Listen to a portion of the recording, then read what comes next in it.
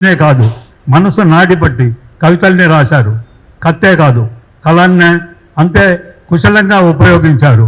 Clinical cardiology విభాగంలో సొంత క్లినిక్లో వైద్య సేవలతో పాటు శంషాబాద్ ఏరియాలో వివిధ హాస్పిటల్స్లో సేవలు అందిస్తున్నారు. సాహిత్యం, సినిమాల మీద ఆసక్తి, కవిత్వం, వ్యాసాలు పలు పత్రికలకు ఫేస్బుక్లో రాస్తుంటారు. 5-6 ఇండిపెండెంట్ సినిమాలు తీశారు. మిత్రుల సహాయంతో మొదలైన ఎసెన్స్ గ్రూప్ ద్వారా ఆయన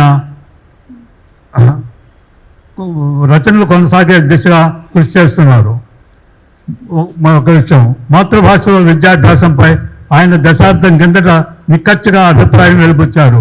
కేవలం ఒక భాషలోనే విద్య గడిపే వారి కన్నా మాతృభాషలో విద్య నేర్చుకుంటూ ఇతర భాషలను అదనంగా నేర్చుకునే పిల్లల మెదడు చురుకుగా పనిచేస్తుందని వారు గుర్తు చేశారు.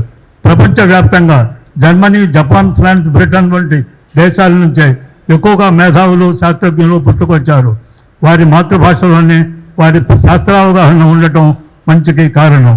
పిల్లలను భవిష్యత్తు ఉద్యోగాల కోసం తయారు చేయటమా, లేక వారిని శాస్త్రాది విషయావగాహన కల పరిపూర్ణ మానవులుగా చూడగలగటమా అన్నది మనం ఆలోచించాలి అంటారు ఆయన. డాక్టర్ బొలిసి శ్రీనివాస్ గారు 1942లో స్థాపించిన శాస్త్రీయ పారిశ్రామిక పరిశోధనా పరిషత్ అనే స్వయం ప్రతిపత్తి సంస్థ ప్రధాన శాస్త్రజ్ఞులు వారు. అనుబంధ నేషనల్ జియోఫిజికల్ రీసెర్చ్ ఇన్స్టిట్యూట్లో ప్రొఫెసర్గా విధులు నిర్వహిస్తున్నారు. ఉస్మానియా విశ్వవిద్యాలయం నుంచి డాక్టరేట్ పట్టా, టోక్యో విశ్వవిద్యాలయం నుంచి జిఎస్సిపిఎస్ పోస్ట్ డాక్టరేట్ పట్టా, Japan Tongji university visiting scientist, మనోటోనా Shanghai university Raman research fellow, Canada isotope geochemist with interest in oxygen evolution problem అనే వ్యవహారాలు కాకుండా 50 పైగా శాస్త్ర పరిశోధనా వ్యాసాలు ప్రచురించారు. Telangana academy sciences fellowship, fellow of Indian socials academy, తర్వాత వారు యంగ్ సైంటిస్ట్ అవార్డు విజేత కూడా. వారిని వేదిక మీదకి ఆహ్వానిస్తున్నాం. ఆయన భాస్కర్ గారి అనువాదం చాలా బాగుందని ఆయన చాలాసార్లు అన్నారు. దానికి ఆర్టిస్ట్ మోహన్ బొమ్మలు వేసేవాడు. మోహన్ ఎప్పుడు లాస్ట్ మినిట్లోనే బొమ్మ వేస్తాడు కనుక ఆ A4 కాగితాలు నాకు ఇచ్చి 2 బొమ్మలు 1 బొమ్మ ఉన్నవి వేగంగా ఆంధ్రప్రదేశ్కి వెళ్ళి ఆటోలో అది ఇచ్చేసిరా అని చెప్పేవాడు. అప్పుడు భాస్కర్ గారు తెలుసు నాకు. తర్వాత ఆయన ఇన్నేళ్ళు జర్నలిస్ట్గా, మంచి రచయితగా మన మూలాలు అనే గొప్ప పుస్తకం రాసిన వాడిగా మనందరికీ తెలుసు. మళ్ళీ ఇంకోసారి భాస్కర్ గారి గురించి మాట్లాడదాం. సభ ప్రారంభంలోనే చినవీరభద్రుడు గారు ఈ పుస్తకాన్ని మనకి ఆవిష్కరణ అని కాకుండా పరిచయం చేస్తారు. ఆయన వీరభద్రుడు గారు 40 ఏళ్ళుగా తెలుసు. నేను కొంచెం బాగానే చదువుకున్నాను ఆయన రాసినవి. ఆయన గొప్ప వచనము, గొప్ప కవిత్వం నాకు బాగా పరిచయం. చిన్నప్పుడు ఎప్పుడో వీరభద్రుడు గారు రాసిన సుజాత అనే కథ నన్ను చాలా కాలం విన్నాడండి. మొన్న ఎక్కడో చూసినప్పుడు తెలుగు సాహిత్యంలో ఇప్పటి వరకు వచ్చిన 100 ఉత్తమ కథల్లో, గొప్ప కథల్లో వీరభద్రుడు గారి సుజాత కూడా ఒకటే అని నేను చదివాను వెరీ రీసెంట్గా. ఆయన గురించి బాగా తెలుసు. ఆ సూపర్ స్టార్ గురించి నేను పెద్దగా పరిచయం చేయని అవసరం లేదు. ఇప్పుడు ఆయన కలూరు భాస్కర్ గారి పుస్తకాన్ని మనకు పరిచయం చేస్తారు. సార్ వీరభద్రుడు గారు. నేను 2 విషయాల మీద మాట్లాడతాను. ఒకటి శ్లీమాన్ గురించి, రెండోది భాస్కరం గారి గురించి. శ్లీమాన్ గురించి ఎంతగా మాట్లాడుకోవాల్సిన అవసరం ఉందో, భాస్కరం గారి గురించి కూడా అంతగానూ మాట్లాడుకోవాల్సిన అవసరం ఉందని నేను గట్టిగా ఫీల్ అవుతున్నాను. సరే, శ్లీమన్ పుస్తకం గురించి కూడా మాట్లాడమన్నారు. అసలు పుస్తకం గురించి మాట్లాడనండి, మీ గురించే మాట్లాడాలని నాకు అని కూడా చెప్పాను నేను. అలా కాదండి, మీరు పుస్తకం గురించి కూడా మాట్లాడాలి అని భాస్కరం గారు ఉన్నారు కనుక నేను పుస్తకాన్ని చాలా వరకు చదివాను. శ్లీమన్ అనే ఆయన జర్మన్ దేశస్థుడు. పుస్తకం టైటిల్లోని తెలుస్తోంది, రకరకాల పనులు చేశాడు. రవాణా సాధనాలు లేని, విమానాలు గట్రా లేని ఆ రోజుల్లోనే షిప్పుల మీద ఆయన తిరగని దేశం అంటూ లేదు. భారత్కు వచ్చాడు, చైనా చూపి వెళ్ళాడు, చైనా గోడ దగ్గర నుంచి ఒక ఇటుక తెచ్చుకున్నాడు. హోమర్ మీద హోమర్తో ఇన్ఫ్లుయెన్స్ అయ్యాడు. దాన్ని మించిన బైబిల్ లేదనుకున్నాడు, జేబులో పెట్టుకు తిరిగాడు. ఎక్కడ ఏది ఉంటే ఇది ఒక అన్వేషణ దృష్టితో, అంటే శ్లీమన్లో ఉన్న గ్రేటెస్ట్ క్వాలిటీస్తో పాటు కొన్ని తిక్కలు ఉన్నాయి, కొన్ని అతిచేష్టలు ఉన్నాయి, ఒక గమ్మత్తైన ఒక పర్సనాలిటీ, మొబిలిటీ అనేది అతనిలో ఒక మేజర్ అడ్వాంటేజ్గా మనం కనపడుతుంది. ఎక్కడ పడితే అక్కడ వెళ్ళాడు. డబ్బు మీద ఆశ ఉంది. తర్వాత పేరు, కీర్తిదాహంతో ధనదాహంతో ఆయన వెళ్తూ వచ్చాడు. మనసుకు ఏది వస్తే అది నచ్చింది. నాకు అనిపించింది సిక్స్త్ సెన్స్ ఏమన్నా ఉందేమో, ఇక్కడ తవ్వితే ఇదేదో పడుతుంది, ఇదేదో దొరుకుతుంది. పురాతత్వ శాస్త్రం అసలు డెవలప్ కానీ ఆ రోజుల్లోనే తవ్వకాలు జరిపి వాటిని తవ్వి వెలికి తీయాలి అని ఒక చిన్న ఆశతో వెళ్ళి చాలా రిస్కులు తీసుకున్నాడు. ప్రమాదాల్లో ఇదయ్యాడు. షిప్పుల్లో పోతున్నప్పుడు అనారోగ్యం పాలయ్యాడు. దాదాపు చావు అంచుల్లోకి వెళ్ళాడు. ఇలా రకరకాల దీంట్లో ఆయన ఇటు వ్యాపారవేత్తగా తవ్వకాల్లో ధనదాహం కోసం ఏం మొహమాటలు పెట్టుకోలేదు. గవర్నమెంట్స్కే టోకరాలు ఇచ్చాడు. బహుభాషావేత్త, గమ్మత్తైన పర్సనాలిటీ. ఎందుకంటే 10-15 భాషల మీద అనురక్తి ఉంది. భాషలు నేర్చుకున్నాడు. చరిత్రకారుడుగా ఉన్నాడు. రచయితగా ఎంతో తన అనుభవాలన్నీ కూడా రాశాడు. అన్నిటికంటే ముఖ్యంగా ఏంటంటే ఒకానొక యూనివర్సిటీలో తన జీవిత కథే తను రాసి దాని మీద నుంచి ఆయన పిహెచ్డి తీసుకోవటం అనేది బహుశా ఇక్కడెక్కడ ఏ ఇతర యూనివర్సిటీలో కూడా జరిగి ఉండదు. అతనిలో ఉన్న ప్రత్యేకత మనము గమనించవచ్చు. ఇంకొకటి ఏంటంటే శ్లీమన్ ఏది టేకప్ చేస్తే దాంట్లో పరిపూర్ణంగా ఇమ్మర్స్ కావటం అనేది కూడా నేను గమనించిన ఒక విషయం. కొంత స్త్రీలోలత్వం ఉంది. ఇష్టపడ్డాడు అనేక మందిని. ఇష్టపడ్డ వాళ్ళు ఎవరి దగ్గరికి రాలేదు. పెళ్లి చేసుకున్నాడు. 3 పిల్లల్ని కన్నాడు. కానీ ఆ పెళ్ళాంతో అంతగా సఖ్యత లేదు. తర్వాత ఒక 20 ఏళ్ల వయసు తేడా ఉన్న ఇంకొక అమ్మాయిని పెళ్లి చేసుకోవటము, ఇవన్నీ కూడా మనల్ని శ్లీమన్ కథని చదివించడానికి కావాల్సిన రకరకాల ఇన్పుట్స్. శ్లీమన్ గురించి మనం ఎందుకు చదవాలి, ఇప్పుడు ఇదంతా ఎందుకు అని చెప్పి భాస్కరం గారు చాలా వివరంగా దాంట్లో పొందుపరిచారు. భాస్కరం గారు మొన్న మాట్లాడుతున్నప్పుడు ఒక విషయం చెప్పారు. ఏంటంటే అసలు మీ ఫిలాసఫీ ఏంటని అడిగారు. నేను ప్రధానంగా నమ్మేది విశ్వమానవ తత్వాన్ని నేను నమ్ముతున్నాను. ఇవాళ భారతీయ సంస్కృతి అంటున్నారు, భారతీయ జాతి, భారతీయ నేల. నేనైతే అది నమ్మను. మనమంతా ఈ ప్రపంచమంతా ఒకప్పుడు దగ్గరగానే ఉన్నాము. దూరాలు పెరిగాయి, జాతులుగా విడిపోయామని తప్పితే ఫిజికల్గా సరిహద్దులు ఉన్నాయి. కానీ మానవుడు ఒక్కడే, విశ్వమానవుడు ఒక్కడే, మనం అంతా ఒక్కటే అనే ఒక ప్రగాఢమైన నమ్మకము ఈ శ్లీమన్ పుస్తకం రాయటానికి బహుశా శోధక శక్తి అయిందేమో అని నేను అనుకుంటున్నాను. ఆయనకి చరిత్ర పట్ల గాఢమైనటువంటి అనురక్తి కూడా ఈ పుస్తకం రాయటానికి పురుగొల్పుంటుంది. నిజానికి భాస్కరం గారు చాలా సంక్లిష్టమైనటువంటి ఒక మార్గాన్ని ఎంచుకొని రైటర్గా ప్రయాణిస్తున్నాడేమో అనిపిస్తుంటుంది. ఇదే శ్లీమన్ మీద చారిత్రక కాల్పనిక నవలేదన్న ఆయన రాసి ఉంటే ఒక 6 నెలల్లో తీసి అవతల పారేసి ఉండేవాడు బ్రహ్మాండంగా. దాని జోలికి వెళ్ళాల, చాలా సునాయాసంగా రాయగలిగి ఉండేవాడు. చరిత్రని యథాతథంగా రాయటంలో బీయింగ్ అకాడమిషియన్ నాకు తెలుస్తుంది. బోల్డంత ఫుట్నోట్స్లు కావాలి. ఏది చెప్పినా దానికి కింద ఆధారాలు చూపించాలి, శాస్త్రబద్ధంగా ఉండాలి. ఒక రవ్వంత తేడా రావడానికి వీల్లేదు. ఇంత క్లిష్టమైన ఆయన మార్గాన్ని ఎంచుకున్నాడంటే ఆయనలోనూ ఒక తపన అనేది మనం అర్థం చేసుకోవచ్చు. ఒక ఏడాది కాలం ఈ పుస్తకం మీద ఆయన వెచ్చించారు. నిజానికండి వాళ్ళ చేదు వాస్తవం చెప్పాలంటే రైటింగ్ అనేది ఇట్స్ ఎ థ్యాంక్లెస్ జాబ్ అండి. మనం పెట్టే వ్యయం, టైము, ఇయర్స్ టుగెదర్ కూర్చుని పెళ్ళాం బిడ్డలకు పెద్ద సమస్య మేడం. రైటర్గా ఆయన గదిలో ఆయన కూర్చుని తలమునకలుగా ఉంటే ఏదైనా మాట్లాడటానికి కూడా ఒక అవకాశం లేని ఒకనొక పరిస్థితుల్లో మావిడ కంప్లైంట్ అదే నాతో. డెఫినెట్గా మిస్సెస్ భాస్కరన్ గారి కంప్లైంట్ కూడా అదే అయి ఉంటుందని నేను ఖచ్చితంగా చెప్పగలను. థ్యాంక్లెస్ జాబ్లో ఆయన ఒక ఏడాదిగా ఈ పుస్తకం మీద కూర్చున్నారు. వాళ్ళ అబ్బాయి అమెరికాలో ఉంటే అక్కడి నుంచి పుస్తకాలు $1,000 వెచ్చించి పుస్తకాలు తెప్పిస్తున్నారు. ఇదంతా ఎందుకు అంటే ఒక మంచి చరిత్రని అందించాలి అన్నటువంటి ఇది ఆయన తపన ఉండబట్టే.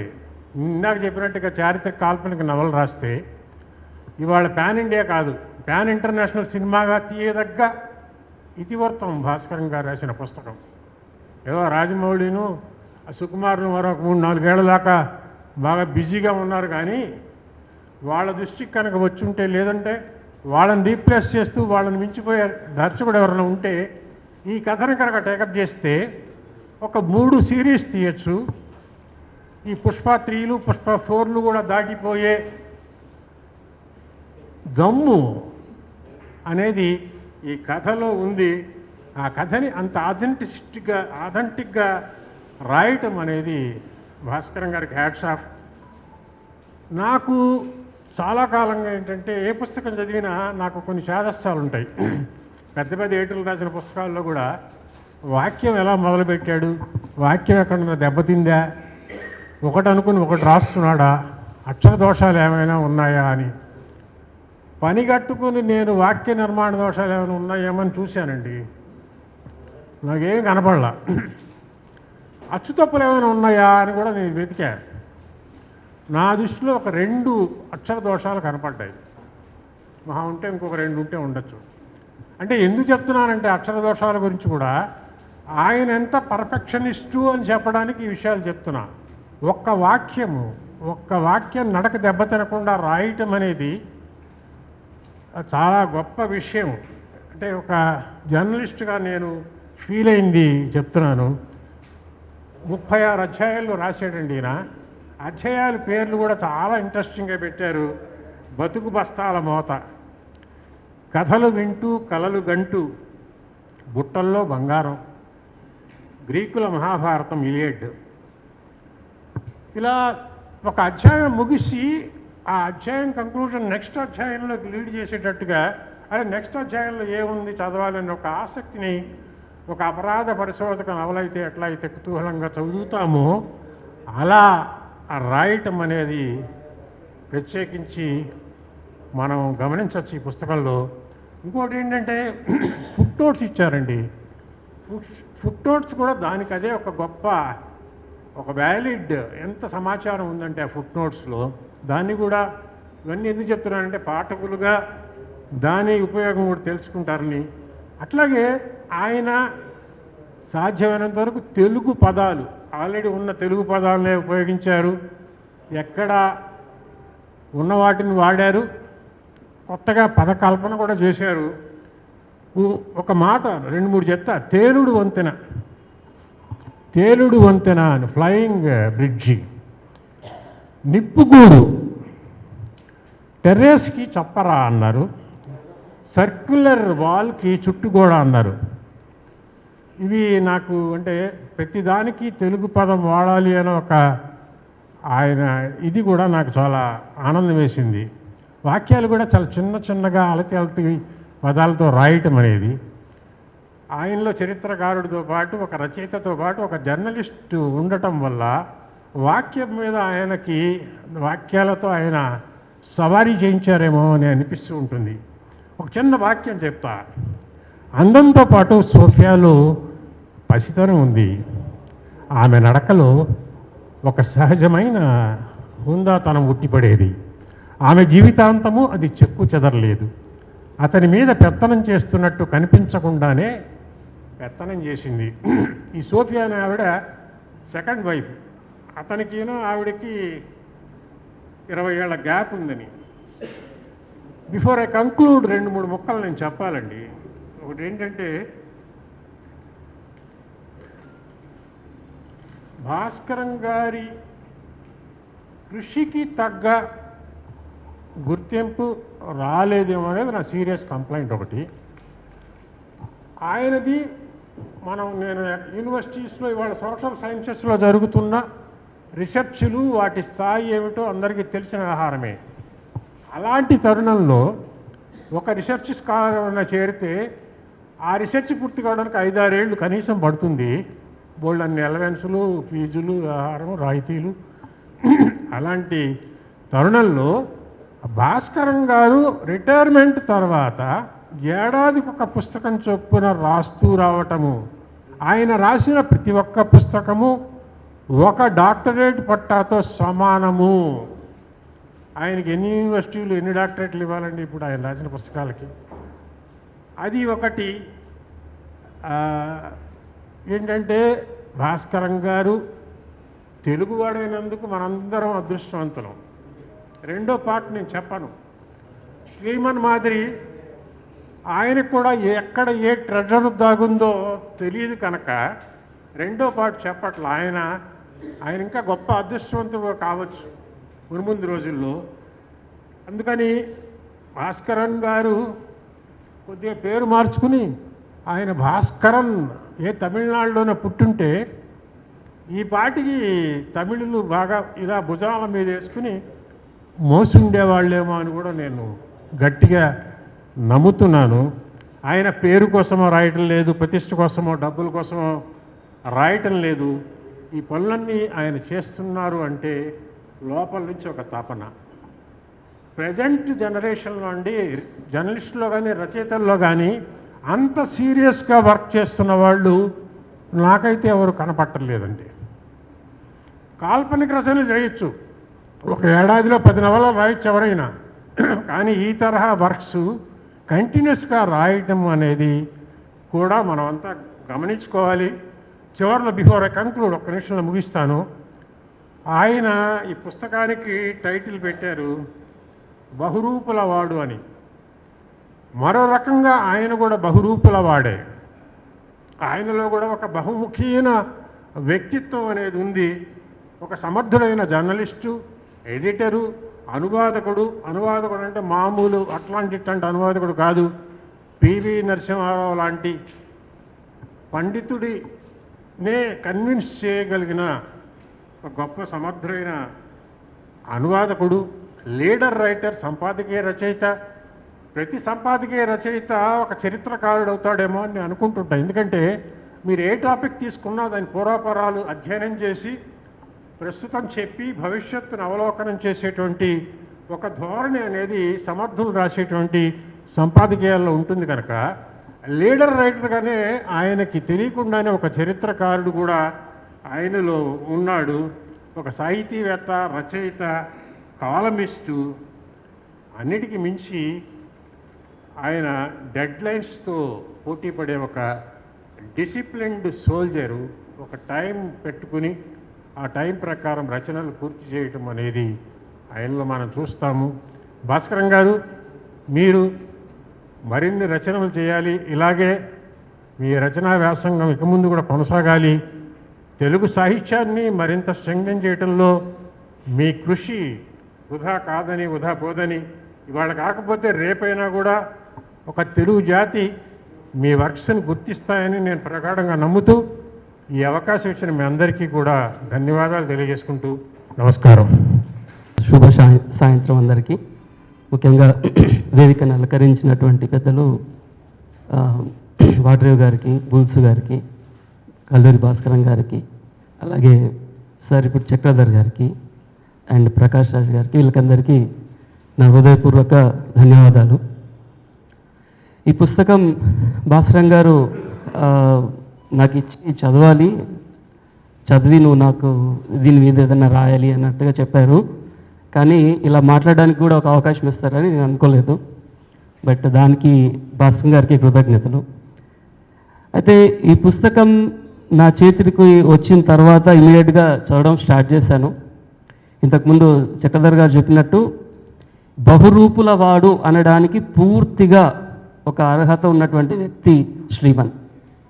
ఎన్ని రకాల ఒక వ్యక్తిలో ఇన్ని వేరియేషన్స్ ఉంటాయా అని మనం ఊహించము. అంటే ఇప్పుడు ఇంతకుముందు పుష్ప సినిమా గురించి చెప్తున్నారు, అది చూడలేదు, బట్ అది ఎలా ఉంటుందో నాకు అంత ఐడియా లేదు. బట్ దాంట్లో హీరో క్యారెక్టర్ సంథింగ్ ఇదంతా కాల్పనికత. బట్ దానికి మించి 100 రెట్లు ఎక్కువగా మనం అట్రాక్ట్ అవుతాము ఎస్పెషల్లీ ఈ వ్యక్తి యొక్క కథతో. బేసికల్గా ఇతను ఒక జర్మన్ పిల్లవాడు, పూర్ పిల్లగాడు, చాలా పూర్ ఫ్యామిలీ నుంచి వచ్చి ఉంటాడు. ఎట్లా అతను తన జీవితంలో ఒక గొప్ప బిజినెస్ మ్యాన్గా ఎదుగుతాడు అనేది మనం ఈ కథలో చూస్తాం. అయితే విచిత్రమైన విషయం ఏంటంటే ఆయనకు అసలు ఆర్కియాలజీ అనే విషయం మీద కనీసం 5 పైసల ట్రైనింగ్ కూడా లేదు. ఎలాంటి ట్రైనింగ్ లేకుండా ఆర్కియాలజీ అయితే అతన్ని పూనింది ఏంటి అంటే హోమర్ పూనుతాడు అతనిలో. హోమర్ యొక్క ఇలియడ్ని, దాంట్లో ఉండేటువంటి క్యారెక్టర్స్ని దాన్ని నిజంగానే అనుకోని చెప్పేసి 24 గంటలు అదొక రకమైనటువంటి ట్రాన్స్లో ఉంటాడు అతను. సో ఆ ట్రాన్స్ ఏ స్టేజ్లో ఉంటుందంటే అది హోమర్ అనేది ఒక కథ కాదు, ఇది నిజంగా జరిగింది, భూమి మీద జరిగినటువంటి వాస్తవము, ఇది ఒక పురాణం కాదు అని, ఒక ఇతిహాసం కాదు అనేటువంటి ఒక దాన్ని గట్టిగా నమ్ముతాడు అతను.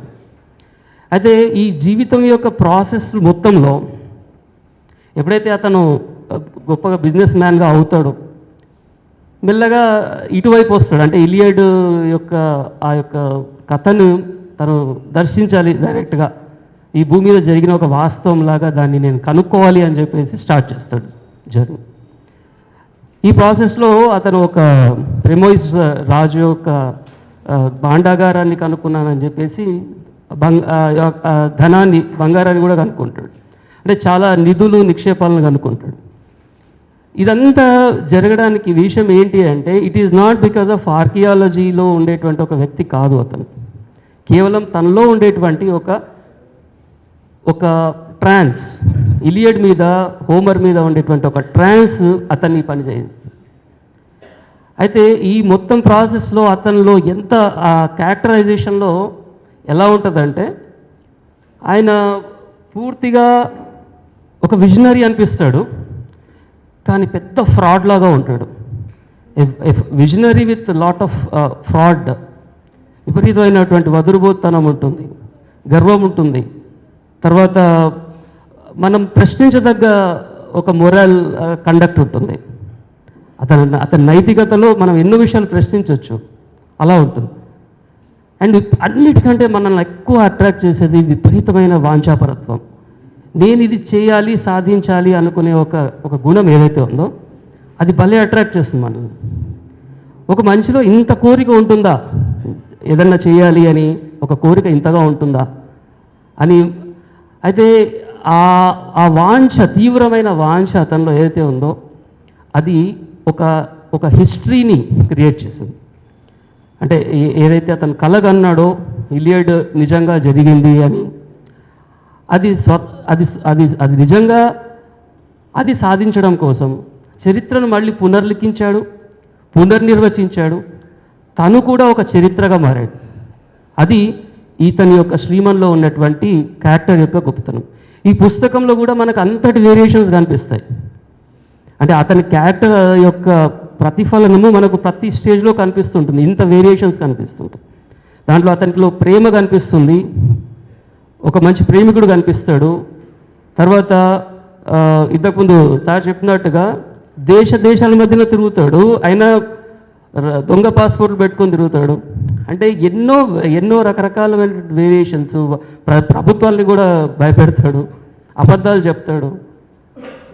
ఆ తర్వాత నిధుల్ని కొల్లగొట్టాలని, దాని తర్వాత అది వేరే విషయము, బట్ నిధులను కూడా అతను కొల్లగొడతాడు తన వైఫ్ సహాయంతో, సోఫియా అనే సెకండ్ వైఫ్ సహాయంతో.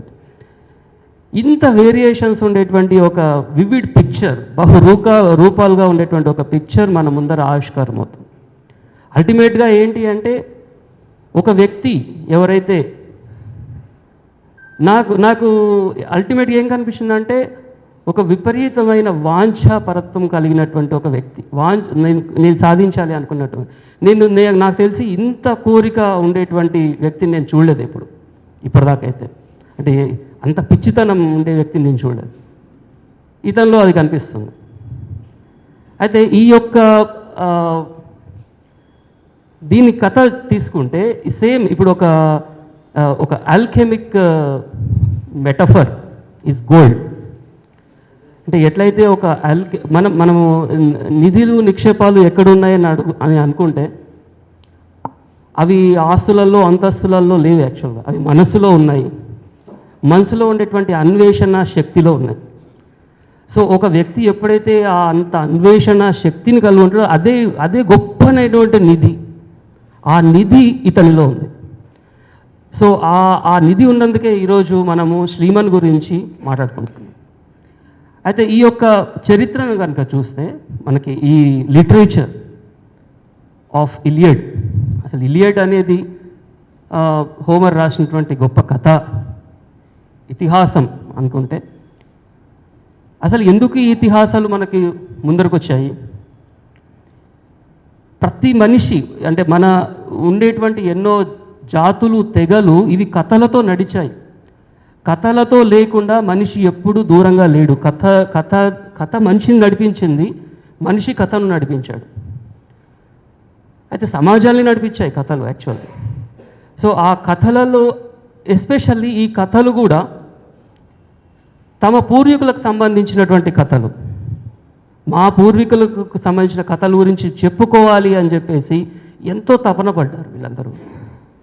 సో మనకు స్టెప్పీ ప్యాస్టోరల్స్ అని ఉంటారు యాక్చువల్లీ. నేను చెప్తుంటాను పాస్ట్ ఓరల్. యాక్చువల్లీ వాళ్ళు పాస్టోరల్ అండ్ పాస్ట్ ఓరల్. తమ పూర్వీకుల గురించిన కథలను ఓరల్గా మౌఖికంగా చెప్పుకునే వాళ్ళు. దాదాపు ప్రతి తెగ మన భూమి మీద అలాగే అవి ముందుకు కదులుతూ వెళ్ళాయి. సో ఈ ఓరల్ కథలను ఎప్పుడైతే ఒక రైటర్ లేదా ఒక ఋషి, ఇలియడ్ లాంటి హోమర్ లాంటి ఋషులు దాన్ని కన్సీవ్ చేస్తారో, సాధారణంగా దాంట్లో ఏం చెప్తారు అంటే ఒక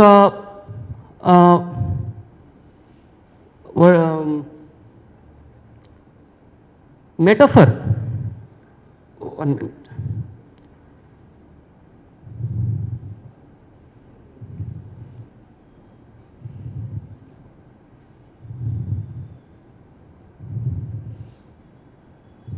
Yeah.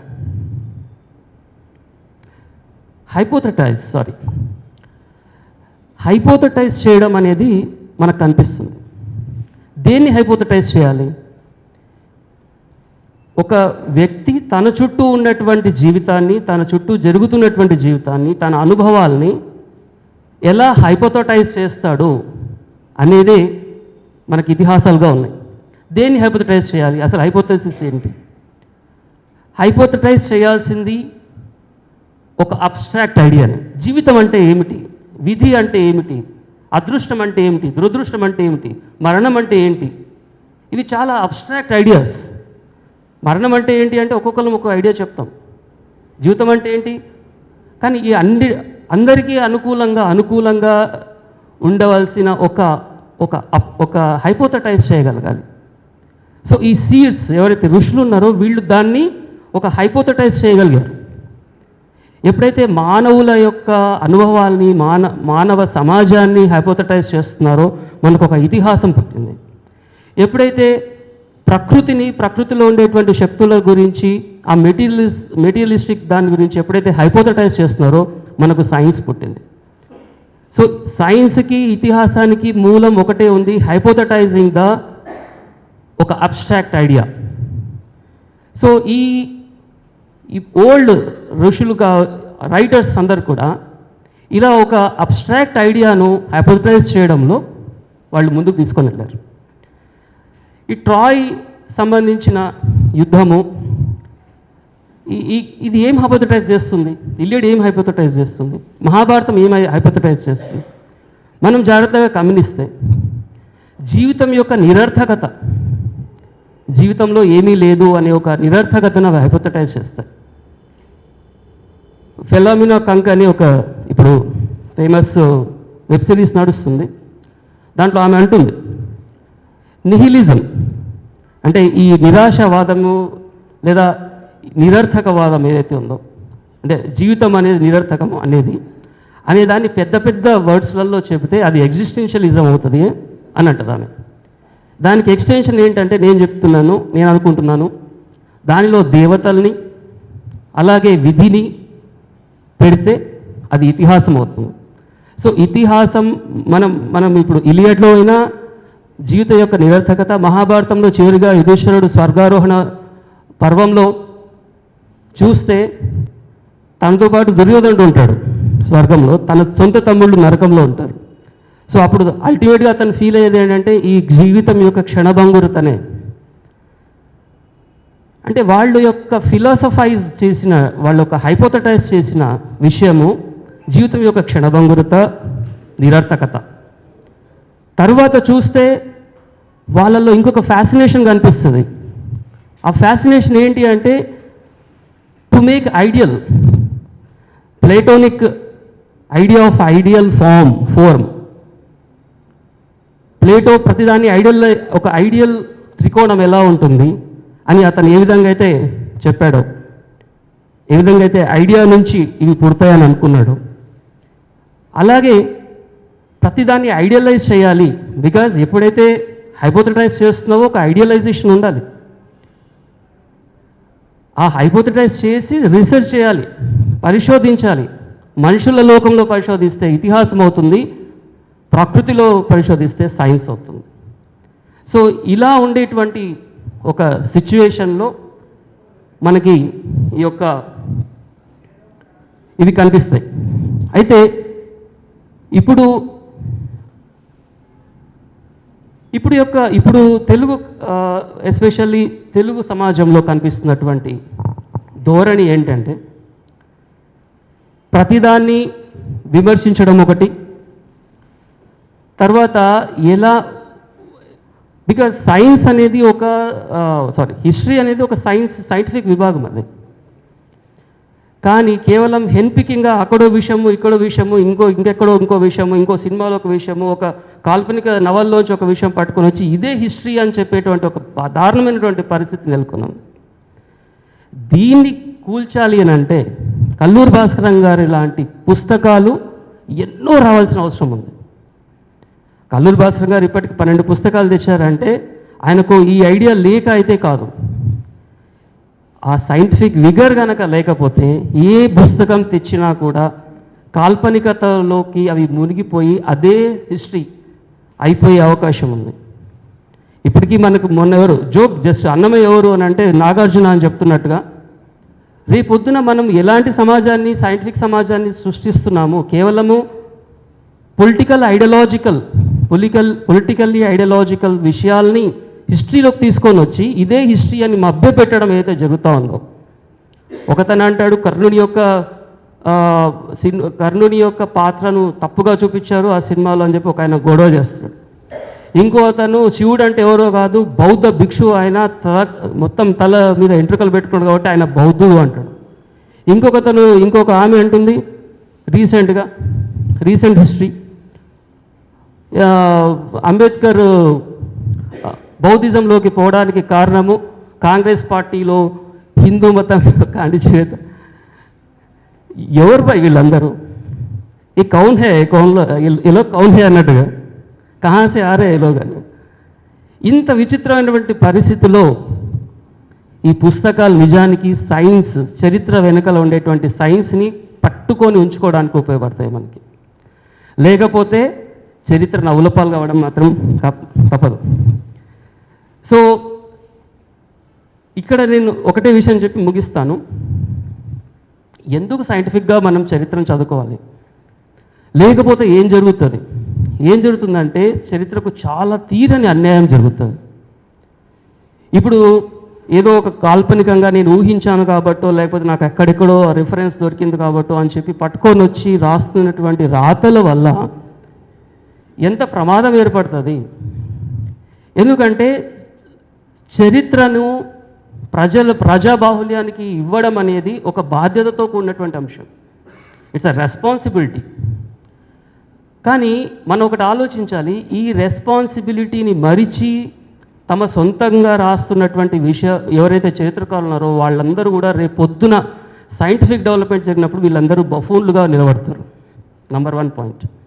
నంబర్ 2, ఎట్లా అయితే మనము సైంటిఫిక్గా చెప్పాలి ఈ ఈ ఈ సైంటిఫిక్ దాన్ని అని మనం అనుకుంటున్నామో, ఈ యొక్క దీంట్లో చెప్పేటువంటి ప్రతి వ్యక్తి నిజంగా ఆబ్జెక్టివ్గా చెప్తున్నాడా? ఆబ్జెక్టివ్గా చరిత్రను చెప్పడం నిజానికి సాధ్యమా? మనం ఒక చిన్న విషయం, నిన్న ఏం జరిగిందో అని ఎవరికన్నా ఒక సంఘటన జరిగింది అనుకోండి, మా ఇంటికి ముందర ఎవరో ఒక చిన్న యాక్సిడెంట్ జరిగింది, ఏం జరిగింది అని ప్రశ్న అడిగిస్తే వాడు జరిగింది చెప్పడంతో పాటు తన సొంత విషయాన్ని కూడా చెప్తాడు. అంటే మనిషి బై నేచర్ ఈ సబ్జెక్టివ్. ఎస్పెషల్లీ చరిత్ర వంటి విషయాల్లో సబ్జెక్టివ్ ఎలిమెంట్ కంపల్సరీ ఉంటుంది. చరిత్ర అనేది మనకు తెలియదు objective, we have to construct it. ఒక కన్స్ట్రక్షన్ ఆఫ్ చరిత్ర చేస్తున్నప్పుడు ఆబ్జెక్టివ్గా మాత్రమే చెప్తారు అనుకోవడం పిచ్చి, అబద్ధం, నిజమైన అబద్ధం. కాబట్టి సబ్జెక్టివిటీ ఉంటుంది. ఏం సబ్జెక్టివ్ ఉంటుంది? అసలు ఆ వ్యక్తి ఎవరు, అతని మతం ఏంటి, అతని కులం ఏంటి, అతను ఎవరితో, అతని చదువు ఎలా చదువుకున్నాడు, అతను ఎలాంటి గురువుల దగ్గర శిక్షణ పొందాడు, అతని యొక్క గ్రోత్ ఎలా ఉంది, అతను ఎవరితోటి ఫ్రెండ్షిప్ చేస్తున్నాడు, ఎవరితోటి ఎనిమిస్ చేస్తున్నాడు, ప్రతి ఒక్కటి సైంటిఫిక్ సబ్జెక్టివ్ దాంట్లోకి వచ్చి కూర్చుంటాయి అవన్నీ. అది ఎగ్జాక్ట్లీ శ్లీమన్కి జరిగింది. శ్లీమన్లో కూడా అతని పెంపక విధానము, అతను పెరిగిన విధానము, అన్నీ వచ్చి దాంట్లో కూర్చుంటాయి. అయితే ఇది శ్లీమన్లో జరిగిందే కాదు, ఇప్పుడు ఉండేటువంటి ఇది ఆర్కియాలజీకి సంబంధించింది కాబట్టి నేను ఆర్కియాలజీ గురించి చెప్తున్నాను. ఆర్కియాలజిస్టులు కూడా ఈరోజు అదే అంగీకరిస్తున్నారు. ప్రతి ఒక్క ఆర్కియాలజీ ఏదైతే ఫైండింగ్ ఉందో దాంట్లో సబ్జెక్టివ్ ఎలిమెంట్ డెఫినెట్లీ ఉంది. చిన్న 3 ఉదాహరణలు చెప్తాను. కేవ్ పెయింటింగ్స్ గురించి మనం వింటుంటాం, కేవ్ పెయింటింగ్స్. సో ఈ కేవ్ పెయింటింగ్స్లో మొట్టమొదటి కేవ్ పెయింటింగ్స్ 19th సెంచరీ మొదట్లో బయటపడ్డప్పుడు గేబ్రియల్ డి మార్టిలెట్ అనేటువంటి వ్యక్తి, ఒక ఆర్కియాలజిస్ట్, గేబ్రియల్ డి మార్టిలెట్ అనే వ్యక్తి. ఇతను ఎలాంటి ట్రైనింగ్ పొంది ఉన్న వ్యక్తి అంటే, చిన్నప్పుడు నియోలిథిక్ ఏజ్లో ప్రీస్ట్లు అనేవాళ్ళు వచ్చి మతాన్ని సృష్టించి మతాన్ని మనుషుల మీద రుద్దారు అని చెప్పేటువంటి ఒక అండర్స్టాండింగ్కి వచ్చిన ఒక గురువు యొక్క శిష్యుడు. అంటే మతం ఎలా పుడుతుంది, ఒక సమాజంలో మతం ఎలా పుడుతుంది, దాని యొక్క ఇవల్యూషన్ ఎలా ఉంటుంది, ప్రజల్లోంచి వస్తుందా, ఎట్లా వస్తుంది, ఎన్నో ఉంటాయి దీంట్లో. ఇదేమీ లేకుండా కేవలం ఒక ప్రీస్ట్ అనేటువంటి కొంతమంది ఇంట్లో పని లేకుండా కూర్చొని వాళ్ళే ఒక మతాన్ని సృష్టించి వాళ్ళు ప్రజలకు ఇది చేయండి, ఇది చేయకూడదు, ఇట్లా ఉండాలి, అట్లా ఉండకూడదు అని చెప్పి దాన్ని ప్రజల మీద రుద్దారు, అందుకే మతాలు వచ్చినాయి అని ఒక వాదన చేసేటువంటి వ్యక్తి యొక్క శిష్యుడు అతను. దాన్ని నమ్మాడు. అయితే ఎప్పుడైతే ఈ కేవ్ ఆర్ట్స్ కనపడ్డాయో మొట్టమొదట, అతను చేసిన మొట్టమొదటి పని ఏంటంటే, ఇది క్రిస్టియానిటీకి సంబంధించిన ఈ ప్రీస్ట్లు ఏదో చేస్తుంటారు, ఇట్లాంటివి ఏం జరగలేదు అని చెప్పి ఖండించేశాడు దాన్ని. అంటే ఒక సైంటిఫిక్గా చాలా హై ఎండ్లో ఉండేటువంటి ఒక వ్యక్తి ఇలాంటి బ్యాక్గ్రౌండ్ తోటి దాన్ని అలా మాట్లాడడం వల్ల నెక్స్ట్ 20 years వరకు ఏ కేవ్ ఆర్ట్ వచ్చినా కూడా వాళ్ళు దాన్ని డిస్కార్డ్ చేస్తారు. ఇదంతా క్రిస్టియన్ వాళ్ళు కేవ్స్లోకి వెళ్ళి ప్రింట్ చేశారు అని చెప్పి అలాంటి చూడండి, అది యాక్చువల్గా కేవ్ ఆర్ట్ అనేది ఎప్పటిదో పురాతనమైనది. కానీ మొదటి 20 years అది మొత్తానికి ఎలాంటి దాన్ని పరిశోధన జరగకుండా పోవడానికి కారణము ఇలాంటి సబ్జెక్టివిటీ దాంట్లో వచ్చి కూర్చోవడం. తర్వాత మనం నియాండర్తల్ మనిషి గురించి మాట్లాడుకుంటాం. నియాండర్తల్ మనిషి కూడా ఆయన ఇది ఫ్రాన్స్లో నియాండర్తల్ ఒక ఇది దొరుకుతుంది, ఒక చిన్న విలేజ్ ఉంటుంది. ఆ విలేజ్లో నియాండర్తల్ స్కెల్టన్ దొరుకుతుంది. సో ఒక స్కెల్టన్ దొరుకుతుంది, దాన్ని తీసుకెళ్ళి అక్కడ ఉండేటువంటి వీళ్ళ దగ్గర కోరు, అంటే ఎవరు ఇంతకుముందు చెప్పినటువంటి మార్టిలేటర్ దగ్గరికి వెళ్ళారు. ఎందుకంటే వీళ్ళు ప్రతిదీ క్రిస్టియన్ దానికి అని అంటున్నారని చెప్పేసి దొరికిన వాళ్ళు ఏం చేస్తారంటే ఇంకో వ్యక్తి దగ్గరికి వెళ్తారు, మార్సెలిన్ బౌలీ అని చెప్పేసి. ఇది 20th centuryలో, early 20th century.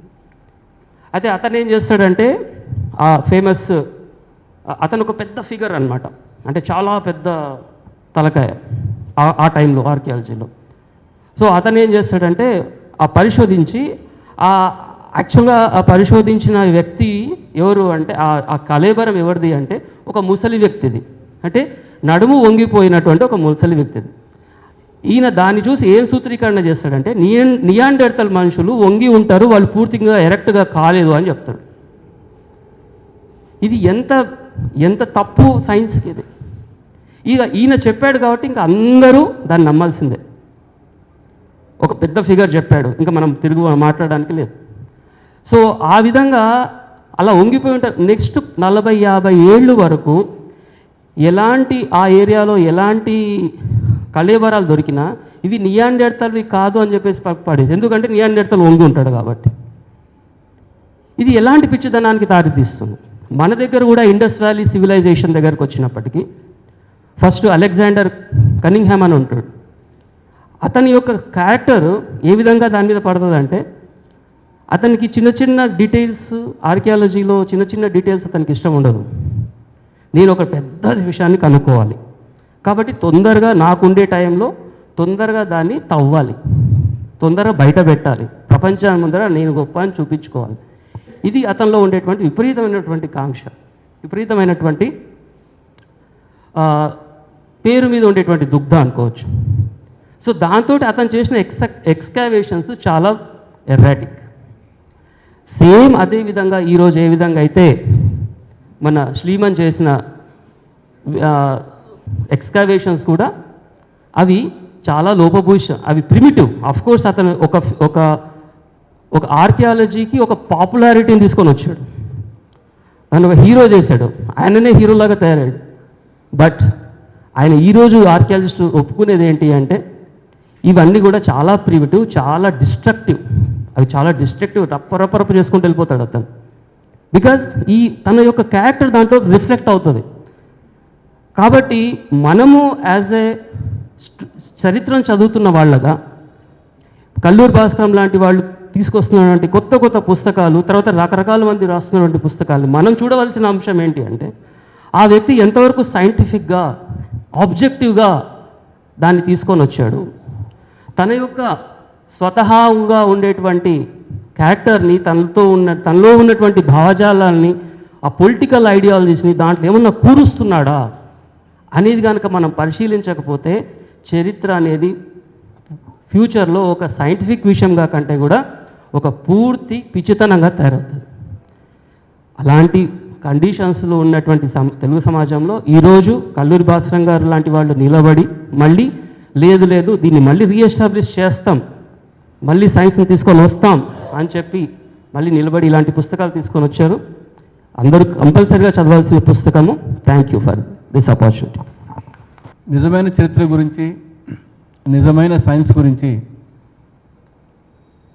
Doctor గారు పడిన ఆవేదన చాలా నిజమైంది, చాలా చిత్తశుద్ధితో ఆయన మాట్లాడాడు. Thank you. ఈ బహురూపులు వాడు పుస్తకం 380 పేజీల పుస్తకం చాలా అందంగా ఉంది, ప్రొడక్షన్ చాలా బాగుంది, క్వాలిటీ ప్రొడక్షన్. ఈ రోజున ఆ పుస్తకం ఇక్కడ 450 రూపాయలు దాని రేటు, 300కే ఇస్తున్నారు. బయట బుక్స్ అవైలబుల్గా ఉన్నాయి. చిన్నప్పుడు ఎప్పుడో చెంగిస్ ఖాన్, తెన్నేటి సూరి చెంగిస్ ఖాన్ చదివినప్పుడు అక్కడ కప్పెడు చీకటి పడుతుంది, నెగళ్ళు జ్వాజ్వల్యమానంగా మండుతున్నాయి, గోబీ ఎడారిలో గుర్రాలు తూనీగలా పరిగెడుతున్నాయి అనే వాక్యాలు చదివినప్పుడు చాలా షాకింగ్గా అనిపించేది. అది చాలామంది అనువాదం అని కూడా పొరపడ్డారు. అది తెన్నేటి సూర్య అంత గొప్పగా రాశారు.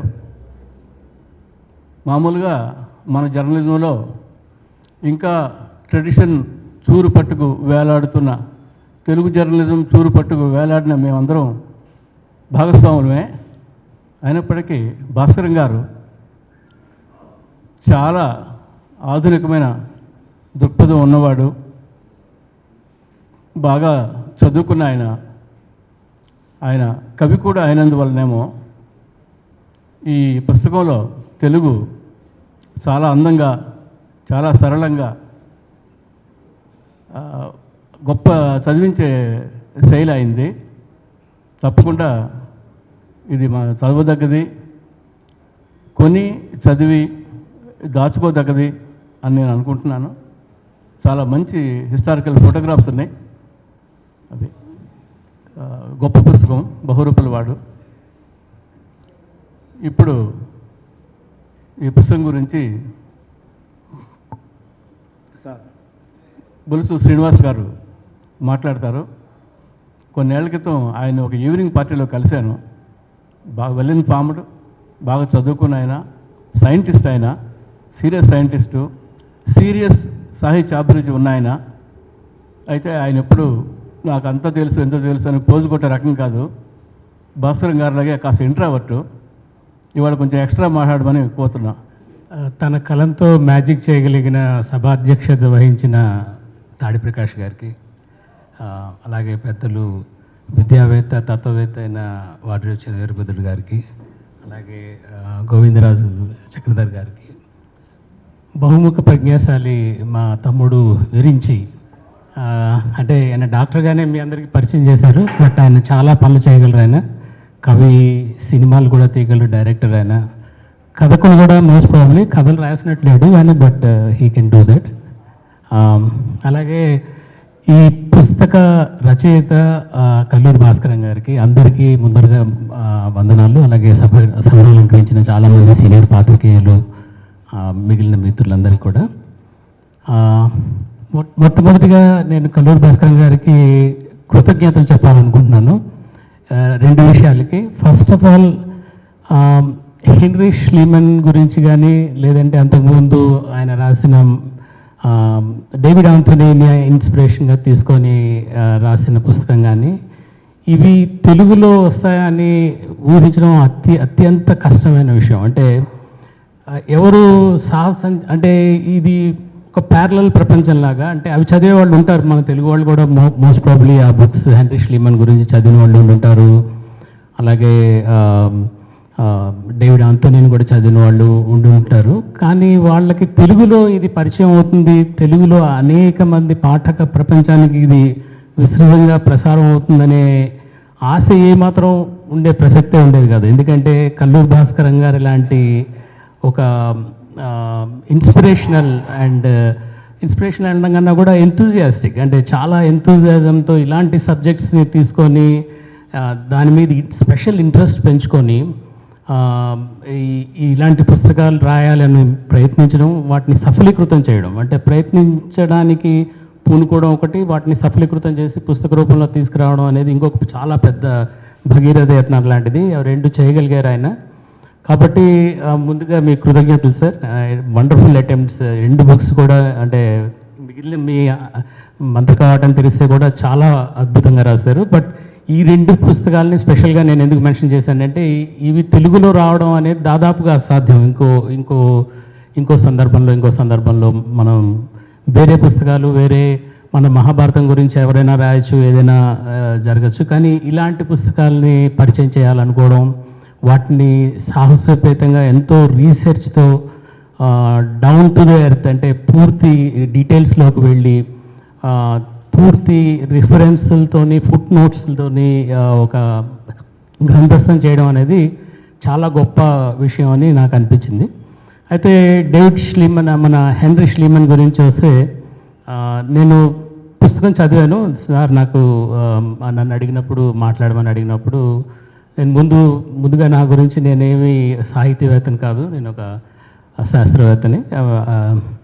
నేను ఏ సాహిత్యం, అంటే ఏ కథలు, కవితలు నావేం పబ్లిష్ లేవు. నా శాస్త్ర లోకం, నా ప్రపంచం వేరే. నేను సాహితీ ప్రపంచంలో నాకున్న పరిచయం కేవలం పాఠకుడిగానే. అందులో పాఠకుడిగా మాత్రమే నేను సాహిత్య లోకంతో పరిచయం ఉన్నవాడిని. కొంచెం సాహసం చేసినట్టే అనిపిస్తుంది ఇలాంటి పుస్తక సమీక్షకి వచ్చి మాట్లాడగలగడం అనేది. అయితే ఈ ఈ పుస్తకం గురించి మాట్లాడడం అని అడిగినప్పుడు వెంటనే నేను ఎందుకు ఒప్పుకున్నానంటే హెన్రీ ష్లీమన్ గురించి కొద్దిగా నాకు తెలుసు, ప్లస్ ఇది నా సబ్జెక్ట్, నేను జియాలజిస్ట్ని. సో మేము కూడా రాళ్ళు తవ్వుతుంటాం, రాళ్ళు కొడుతుంటాం, సో రాళ్ళ వెనకాల పరిగెడుతుంటాం. కాబట్టి ఈ ఆర్కియాలజీ జియాలజీ రెండు కొంచెం దగ్గరగా ఉండే సంబంధం ఉండే సబ్జెక్ట్స్ కాబట్టి సైన్స్కి సంబంధించిన విషయం కాబట్టి కొద్దిగా మాట్లాడగలనేమో అనే సాహసంతో నేను ఇక్కడ మీ అందరి ముందుకు వచ్చాను.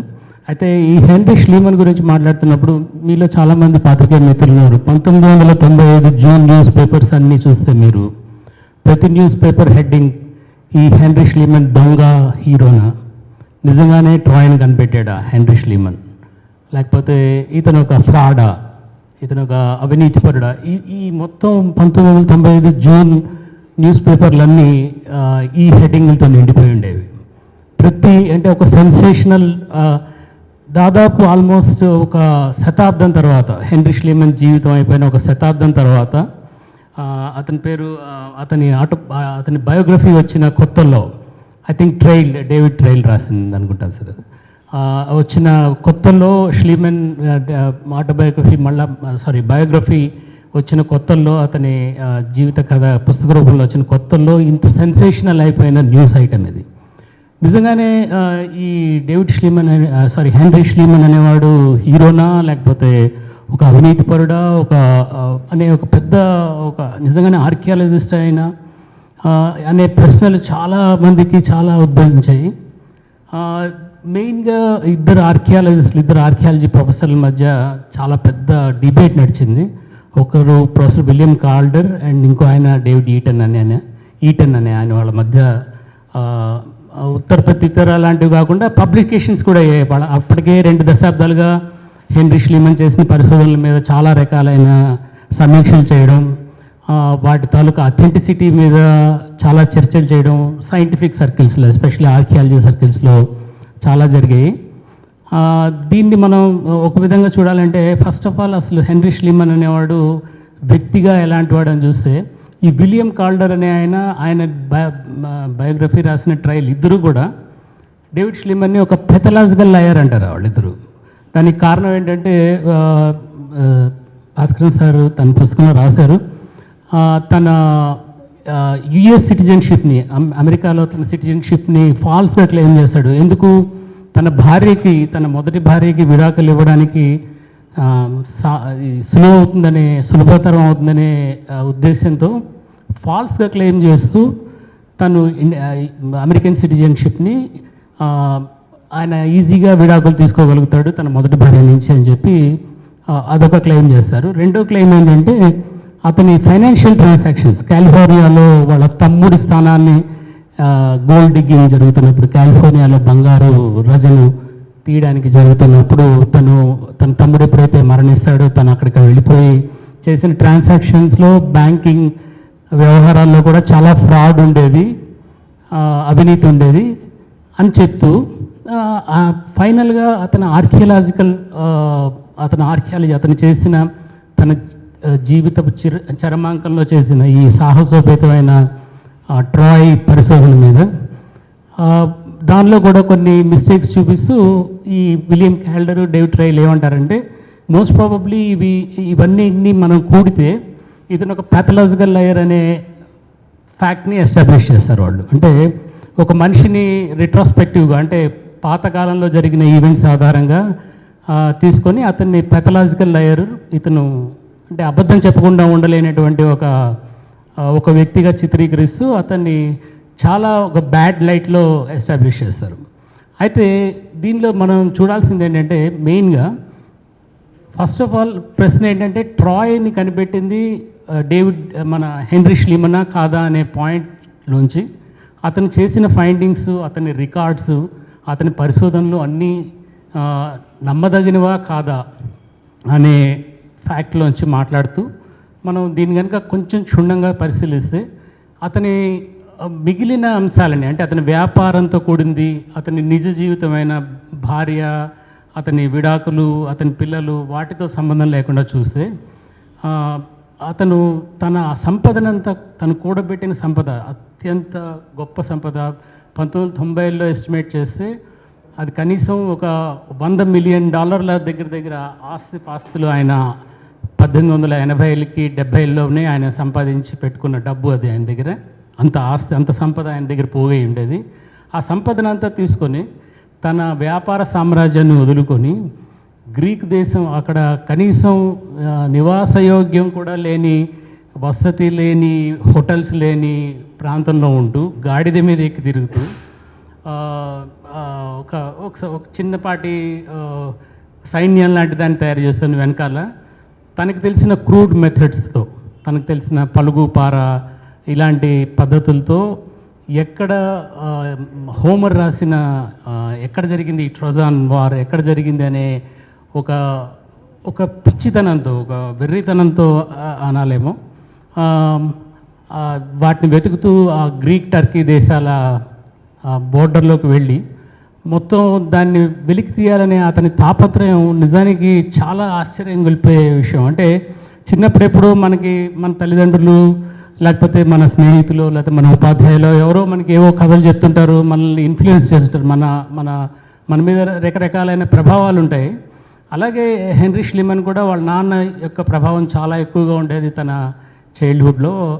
ఎస్పెషలీ హోమర్ తాలూకా ప్రభావం చాలా ఎక్కువ వాళ్ళ నాన్న చేసిన దానివల్ల అతని మీద ఉండేది ప్రభావం. అయితే దాన్ని ఒక కళగా మార్చుకొని, ఒక ప్యాషన్గా మార్చుకొని, దాన్ని సాధించడానికి తన శక్తియుక్తులు, తన సంపద మొత్తాన్ని వెచ్చించడానికి ఒక మనిషి సిద్ధం అవుతాడా అనేది నాకు నిజంగానే అత్యంత ఆశ్చర్యం, వైరుధ్యం కలిగిన విషయంగా అనిపించింది. అంటే ఒక మనిషి ఎంతవరకు వెళ్ళగలడు, అదే మనిషి ఒక 30 ఏళ్ళ పాటు ఈ గ్రీక్ భాషను కూడా పక్కన పెట్టేశాడు. గ్రీక్ భాషను కూడా దగ్గర రానివ్వకుండా. ఎందుకంటే గ్రీక్ మళ్ళీ భాష నేర్చుకుంటే మళ్ళీ తన ప్యాషన్, తనలో నిద్రాణంగా ఉన్న ప్యాషన్ మళ్ళీ వెలికి వస్తుందేమో అనే భయంతోనో మరి ఎందువల్ల మిగిలిన ఎన్నో భాషలు బహుభాషా కోవిదుగా పేరు పొంది ఆ బహుభాషావేత్తగానే, ఆ బహుభాషావేత్త అయినందువల్ల ఎన్నో కోట్ల డాలర్లు సంపాదించిన ఆ వ్యక్తి గ్రీక్ భాషను దగ్గర రానివ్వకుండా ఫైనల్ తను జీవితంలో నిస్సారం పెరిగిపోతున్నది, తను జీవితంలో ఏ విధమైన ఆసక్తి లేకుండా పోతున్నది అనుకున్నప్పుడు తిరిగి గ్రీక్ నేర్చుకొని గ్రీక్ భాషలో తను పాండిత్యం సాధించడమే కాక ఎక్కడైతే హోమర్ ఏ ప్రదేశంలో అయితే తను ఈ ఇలియడ్ రచించాడో ఆ ప్రదేశం ప్రజలకు వెళ్ళి హోమర్ కథని వాళ్ళకు వినిపించి గ్రీక్ భాషలో వాళ్ళందరి చేత చప్పట్లు కొట్టించుకొని వాళ్ళందరి భుజాల మీద వాళ్ళందరూ మోసుకుంటూ తన్ని వాళ్ళ ఊర్లోకి తీసుకెళ్ళేంతగా తను అంతటి ప్రజ్ఞాశాలిగా, అంటే ఈ వ్యక్తిలో ఉండే అత్యంత గొప్ప గుణం నాకు అనిపించింది బహుభాషావేత్త అవ్వడం. అంటే మనకు తెలిసి బహుభాషావేత్తగా పివి నరసింహారావు గారు ఈ దేశ ప్రధాని కూడా అయ్యారు. మోస్ట్ ప్రాబబ్లీ ఈ బహుభాషావేత్తల్లో ఉండే ఈ మల్టీ ఫెసెటెడ్ నేచర్ వాళ్ళని అత్యంత ప్రజ్ఞావంతులుగా కూడా మారుస్తుందేమో అనిపించింది నాకు ఈ పుస్తకం చదివిన తర్వాత. అంటే అన్ని భాషలను అవలీలగా నేర్చుకోవడం, ఒక పట్టుదలతో, ఒక నిర్విరామ కృషితో, కొత్త పద్ధతులతో తను ఈ భాషలు నేర్చుకోవడం కూడా చాలా కొత్త పద్ధతులు తను ఎంప్లాయ్ చేశాడు. అయితే ఇవన్నీ ఇతని పొగడ్తలు. అయితే ఇదే సందర్భంలో అతని మీద వచ్చిన విమర్శలను కూడా మనం చూసామంటే వాటికి కూడా ఎంతో కొంత నిజం ఉందేమో అనిపిస్తుంది. ఫర్ ఎగ్జాంపుల్ ఆయన మే 31వ తారీఖు ఎప్పుడో ఈ ప్రియామ్ తాలూకా ట్రెజర్ నిధులు, గుప్త నిధులు అని చెప్పి, ప్రియామ్ అంటే మన ఆ దేశపు రాజు యొక్క బంగారు ముసుగు ఇవన్నీ దొరికాయని క్లెయిమ్ చేస్తాడు. ఆ రోజు సడన్గా వర్కర్లందరినీ ఆ సైట్ నుంచి వెళ్ళిపోమని చెప్తాడు. అతని భార్య మాత్రమే ఉంటారు అక్కడ సైట్లో. నిర్విరామంగా పనిచేస్తున్న వాళ్ళందరినీ వెళ్ళిపోమని తను ఒక్కడే ఉండి అవి బయటకు తీసుకొచ్చి వెంటనే ఆ సైట్ నుంచి స్మగుల్ చేసి తీసుకెళ్ళిపోతారు అక్కడి నుంచి.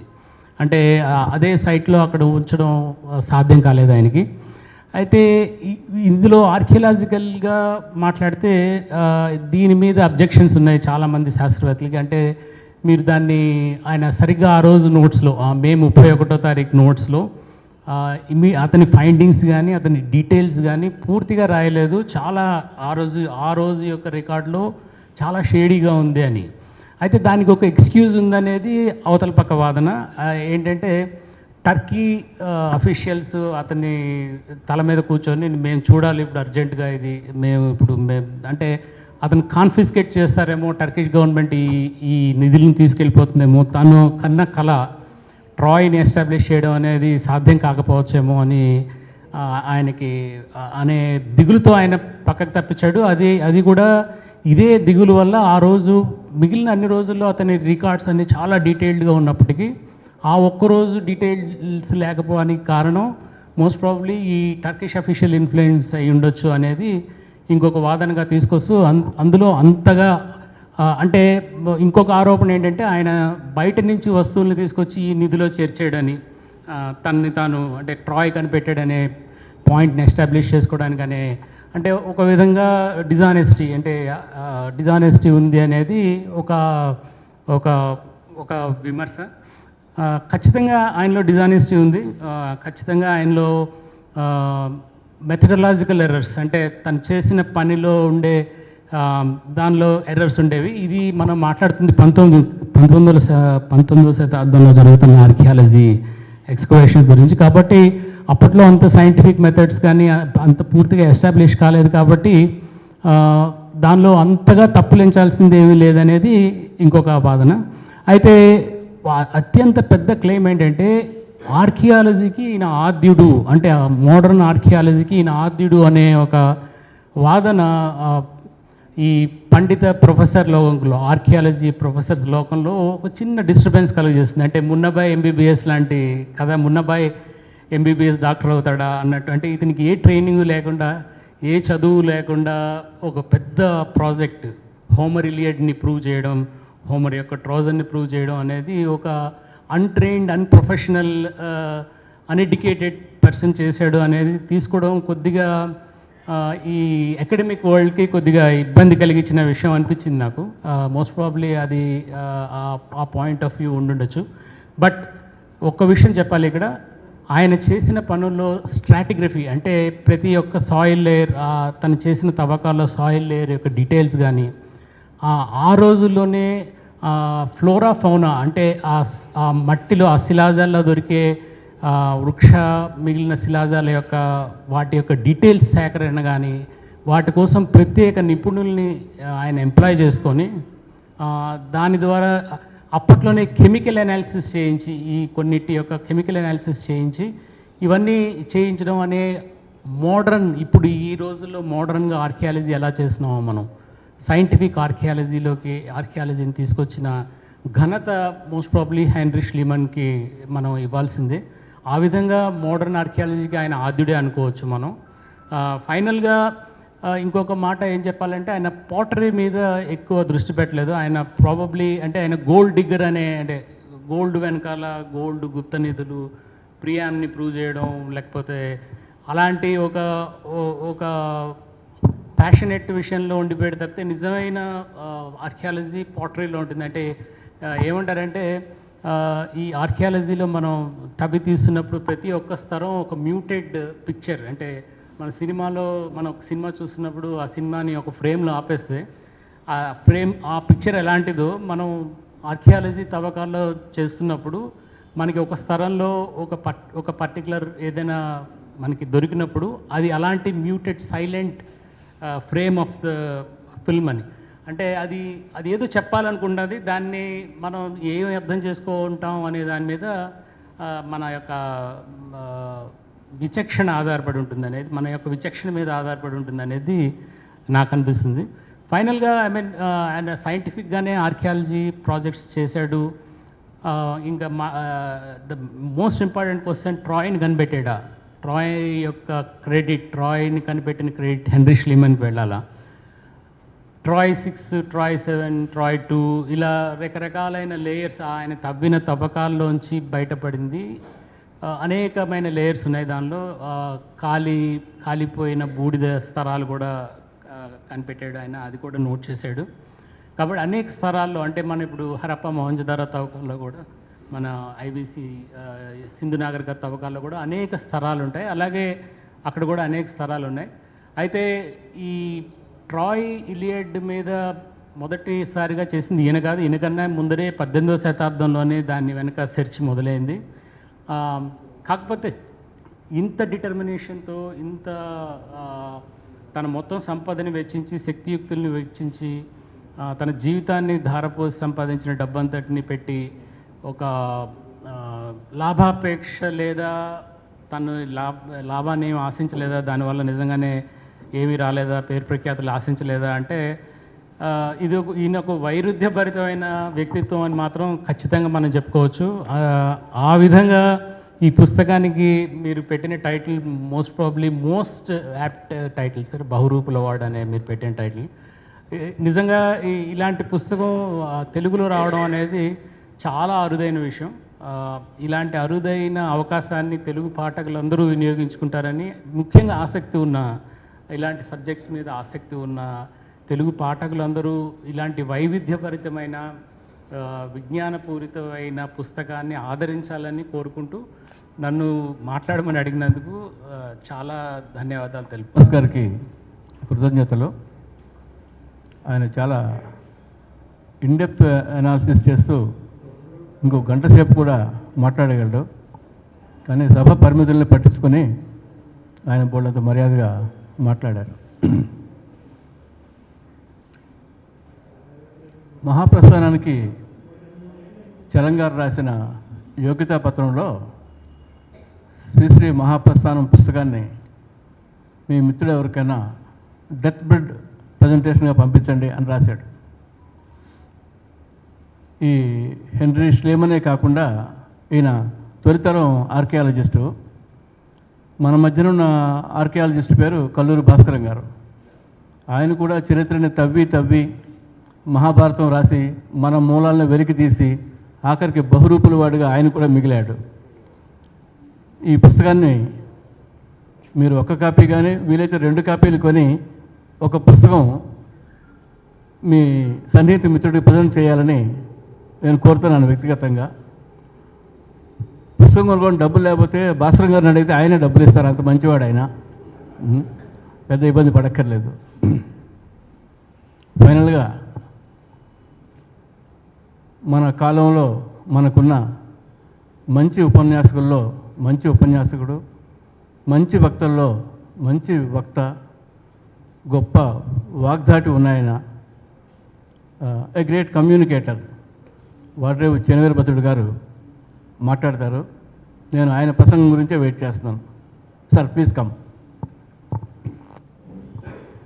సభాధ్యక్షులు, మిత్రులు ప్రకాష్ గారు, గోవిందరాజు చక్రధర్ గారు, డాక్టర్ విరించి విరివింటి గారు, శ్రీనివాస్ గారు, ముఖ్యంగా మిత్రులు ఆత్మీయులు భాస్కరం గారు.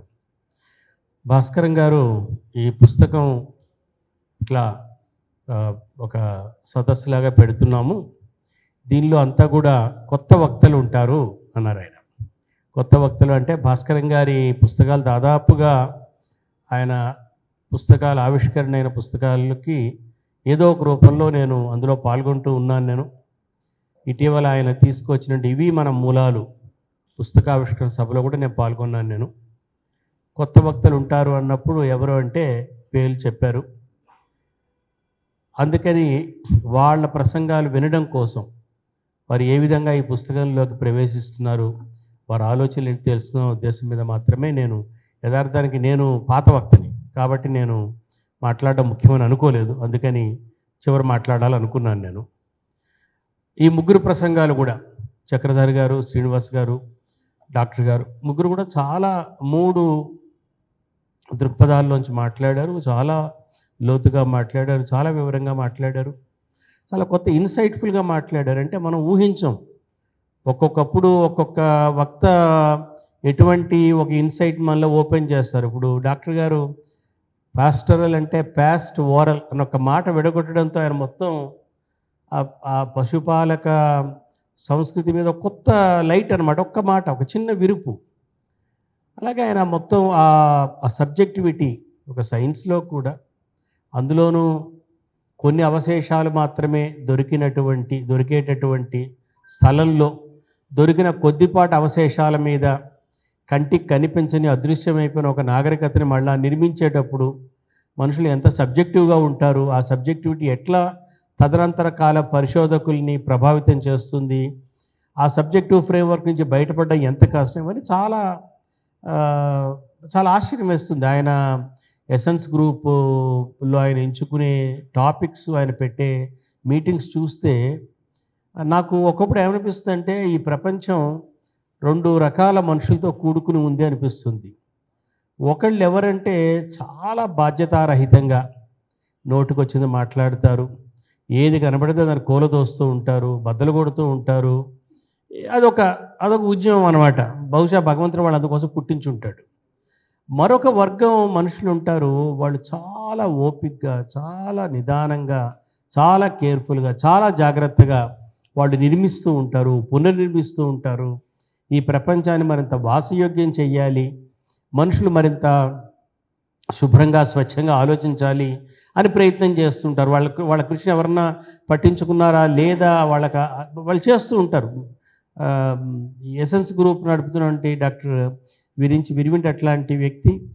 అట్లాగే శ్రీనివాస్ గారి ప్రసంగం కూడా నాకు చాలా ఆశ్చర్యం కలిగించింది. ఆయన ఒక ఇండస్ట్రియల్ సైంటిస్టు. ఆయన ఇంత వివరంగా, ఇంత క్షుణ్ణంగా తాను మాట్లాడబోతున్న అంశం గురించి ఇంత క్షుణ్ణంగా ఆయన సాధికారికంగా దాని లోతులకు వెళ్ళి మాట్లాడడం కూడా నాకు చాలా ఆశ్చర్యం అనిపించింది. అట్లానే చక్రధర్ గారు ఆయన మొట్టమొదటి భాస్కరం గారిని కాంటెక్స్చులైజ్ చేయడానికి ఎందుకు ఆయన ఇటువంటి పుస్తకాలు రాస్తున్నారు, ఆయన అన్వేషణ ఏమిటని చెప్పి చేశారు. ఈ విధంగా 3 ప్రసంగాలు కూడా ఈ పుస్తకం గురించి నాకు ముఖ్యంగా ఈ పుస్తకం చదివిన తర్వాత దీన్ని అర్థం చేసుకోవడానికి ఈ 3 ప్రసంగాలు నాకు చాలా తోడ్పాటు కలిగించాయి. అయితే కల్లూరి భాస్కరం గారు నాకు నా చిరకాల మిత్రుడు, 40 ఏళ్ళుగా ఆయన నాకు మిత్రుడు. రాజమండ్రిలో సాహితీ వేదిక అనే ఒక సంస్థని ఆయన ప్రారంభించిన వ్యవస్థాపక సభ్యుల్లో ఒకరు. ఆయన 1980లో ప్రారంభించారు. ఉన్నాడు మా రమేష్, మేమంతా కూడా ఆ వేదికలో సభ్యులుగా సాహిత్య అధ్యయనం చేసిన వాళ్ళం. ఆ విధంగా మాకు భాస్కరం గారు ఒక రకంగా సీనియర్ కొలీగు, గురుతుల్యుడు కూడా. తర్వాత ఆయన లోపలి మనిషి పుస్తక ఆవిష్కరణ సభ విజయవాడలో జరిగినప్పుడు నరసింహారావు గారు వచ్చిన ఆ సభలో ఆ పుస్తకాన్ని పరిచయం చేసే బాధ్యత నాకు లభించింది. నరసింహారావు గారు భాస్కరం గారి పట్ల ఎంత ఏమన్నా అంటే అడ్మిరేషన్, అభిమానం కూడా కాదు, ఎంత అడ్మిరేషన్ చూపించారు ఆయన పట్ల ఆ రోజు నేను నరసింహారావు గారు నోటి వెంటే విన్నాను. నేను ఇటువంటి ఒక మిత్రుడు నరసింహారావు గారు మెచ్చుకోవడం అంటే మామూలు విషయం కాదు. బహుభాషావేత్త, అటువంటి వాడు భాస్కరం గారు.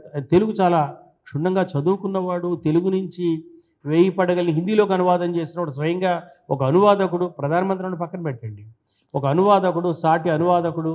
అటువంటి అనువాదకుడు భాస్కరం గారిని మెచ్చుకోవడం మాకు చాలా చాలా గర్వించదగిన క్షణాల్లో అదొకటి. ఆ రోజు సభలో నేను ఉన్నాను నేను.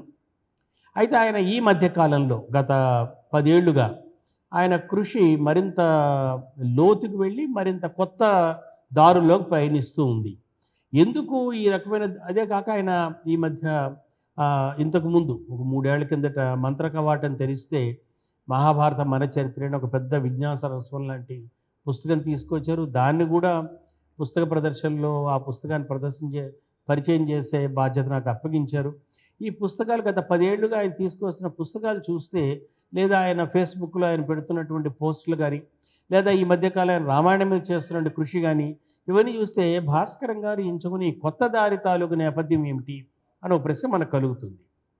ఇది చూడటానికి పైకి ఏమనిపిస్తుంది అంటే ఈయన ఏదో ఒక 19వ శతాబ్దపు లేదా 20వ శతాబ్ద ప్రారంభ కాలంలో ఉండే ఒక ఇండాలజిస్ట్ లాగా భాస్కరం గారు అవతారం ఎత్తాడా అని మనకు ముందు అనిపిస్తుంది. కానీ నిదానంగా చూస్తే ఏమిటంటే ఈరోజు భారతదేశం అంతా కూడా 2 శిబిరాలుగా, భారతదేశం అంతా కాదు, భారతదేశం అత్యధిక సంఖ్యాకులైన భారతీయులు ఏ గ్రూప్కి చెందకుండా ఉన్నారు. కానీ 2 గ్రూపులు చాలా బలంగా మన మీడియాలో కానీ సోషల్ మీడియాలో కానీ కనబడుతున్నాయి. ఒకరు ఏం నమ్ముతారంటే ఈ సమస్త విజ్ఞానానికి, సమస్త సంస్కృతికి, నాగరికతకి, శాస్త్రానికి, అన్ని సైంటిఫిక్ ఇన్నోవేషన్స్కి, అన్నిటికి కూడా రాకెట్లు, విమానాలు, అస్త్రాలు, ప్రతి ఒక్కదానికి కూడా భారతదేశం పుట్టినిల్లు, భారతీయ సంస్కృతి మహత్తరమైంది, భారతీయ నాగరికత చాలా గొప్పది అని ఈ దేశం గురించి మాట్లాడే ఒక వర్గం ఉన్నారు. రెండవ వారు లేదు మీరు ఛాందసవాదులు, మీరు ఫండమెంటలిస్టులు, మీరు దేశాన్ని ఒక రాతియుగంలో తీసుకుపోతున్నారు, మీకు ఏం తెలియదని వాళ్ళని విమర్శించేవారు. అయితే కొద్దిగా మనం ఎప్పుడైనా ఈ ఇరు పక్షాల తాలూకు వాదనలు కొద్దిగా ఓపికగా, ఎందుకంటే ఆ వాదనలు చదవడం చాలా చికాకైన పని. నేను ఆ పోస్టులు కానీ, ఆ పుస్తకాలు కానీ ఏమైనా ఉంటే సాధ్యం వరకు వాటిని పక్క నుంచి పోతాను, వాళ్ళకి మాడుకుంటుంటే పక్కదారముడు పోవడం ప్రయత్నిస్తాను నేను. అయినా ఒకసారి తప్పనిసరి పరిస్థితుల్లో ఇలా చూద్దామని చూస్తే ఒక విషయం మనకు క్షుణ్ణంగా అర్థమవుతుంది. అది ఏమిటంటే ఈ ఇరుపక్షాల వాళ్ళకు కూడా భారతదేశం అంటే ఏమీ తెలియదు అని అర్థమవుతుంది. ఈ భారతదేశం మహత్తరమని వాదించేవాళ్ళు కానీ, అలా వాదించే వాళ్ళకి ఏమీ తెలియదు అనేవాళ్ళు కానీ, వీళ్ళకి ఎవరికి ఇప్పుడు ఆయన చెప్పాడు ఇందాక శివుడు అంటే ఎవరు అని చెప్పారు, ఇవన్నీ చెప్పాడు కదా, వాళ్ళకి తెలియదు అనమాట. వాళ్ళు వాట్సాప్ యూనివర్సిటీ, ఇద్దరు వాట్సాప్ యూనివర్సిటీలో చదువుకుంటారు, ఇద్దరు వాట్సాప్ యూనివర్సిటీలోనే బోధనలు చేస్తూ ఉంటారు. కానీ ఒక జాతి గురించి, ఒక సంస్కృతి గురించి మాట్లాడాలంటే మొట్టమొదట వణికించే విషయం అది. ఎందుకు? అది ఎంతో ఎంతో సాక్ష్యాధారాలతో, ముఖ్యంగా మనం ఒక సైంటిఫిక్ ఏజ్లో ఉన్నాం మనం. ఏదైనా ఒక న్యాయస్థానం ముందు సాక్ష్యాలను ప్రవేశపెట్టినట్టుగా ఎంతో నిర్దిష్టమైన సాక్ష్యాధారాలు లేకుండా మనం అసలు మాట్లాడడానికి లేదు. ఇంత సునాయాసంగా, ఇంత తేలిగా ఎలా మాట్లాడతారో అనిపిస్తుంది. మొట్టమొదటిది ఏంటంటే ఆయన మన చరిత్ర గురించి మాట్లాడేటప్పుడు చాలా క్షుణ్ణంగా సాక్ష్యాధారాలతో చాలా క్రోడీకరించి తటస్థం అంటే ఎంతవరకు ఆబ్జెక్టివ్గా ఉంటాం, సబ్జెక్టివిటీ ఉంటుందా? ఉంటుంది, ఉండకుండా ఉండదు. కానీ నీరెస్ట్ ఆబ్జెక్టివిటీ, 100% ఆబ్జెక్టివిటీ అని చెప్పలేను, వీలైనంత తటస్థంగా, వీలైనంత నిష్పక్షపాతంగా సత్యాన్ని ప్రతిపాదించవలసి ఉంటుంది అని నమ్మేటటువంటి గుణం ఒకటి.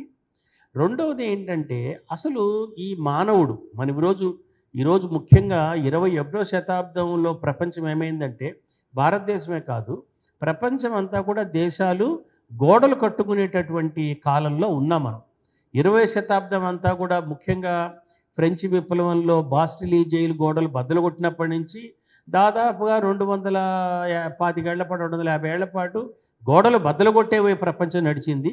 20వ శతాబ్దం మొదలైన తర్వాత గోడలు కట్టుకోవడం వైపు మళ్ళీ మనం ప్రయాణిస్తూ ఉన్నాం మనం.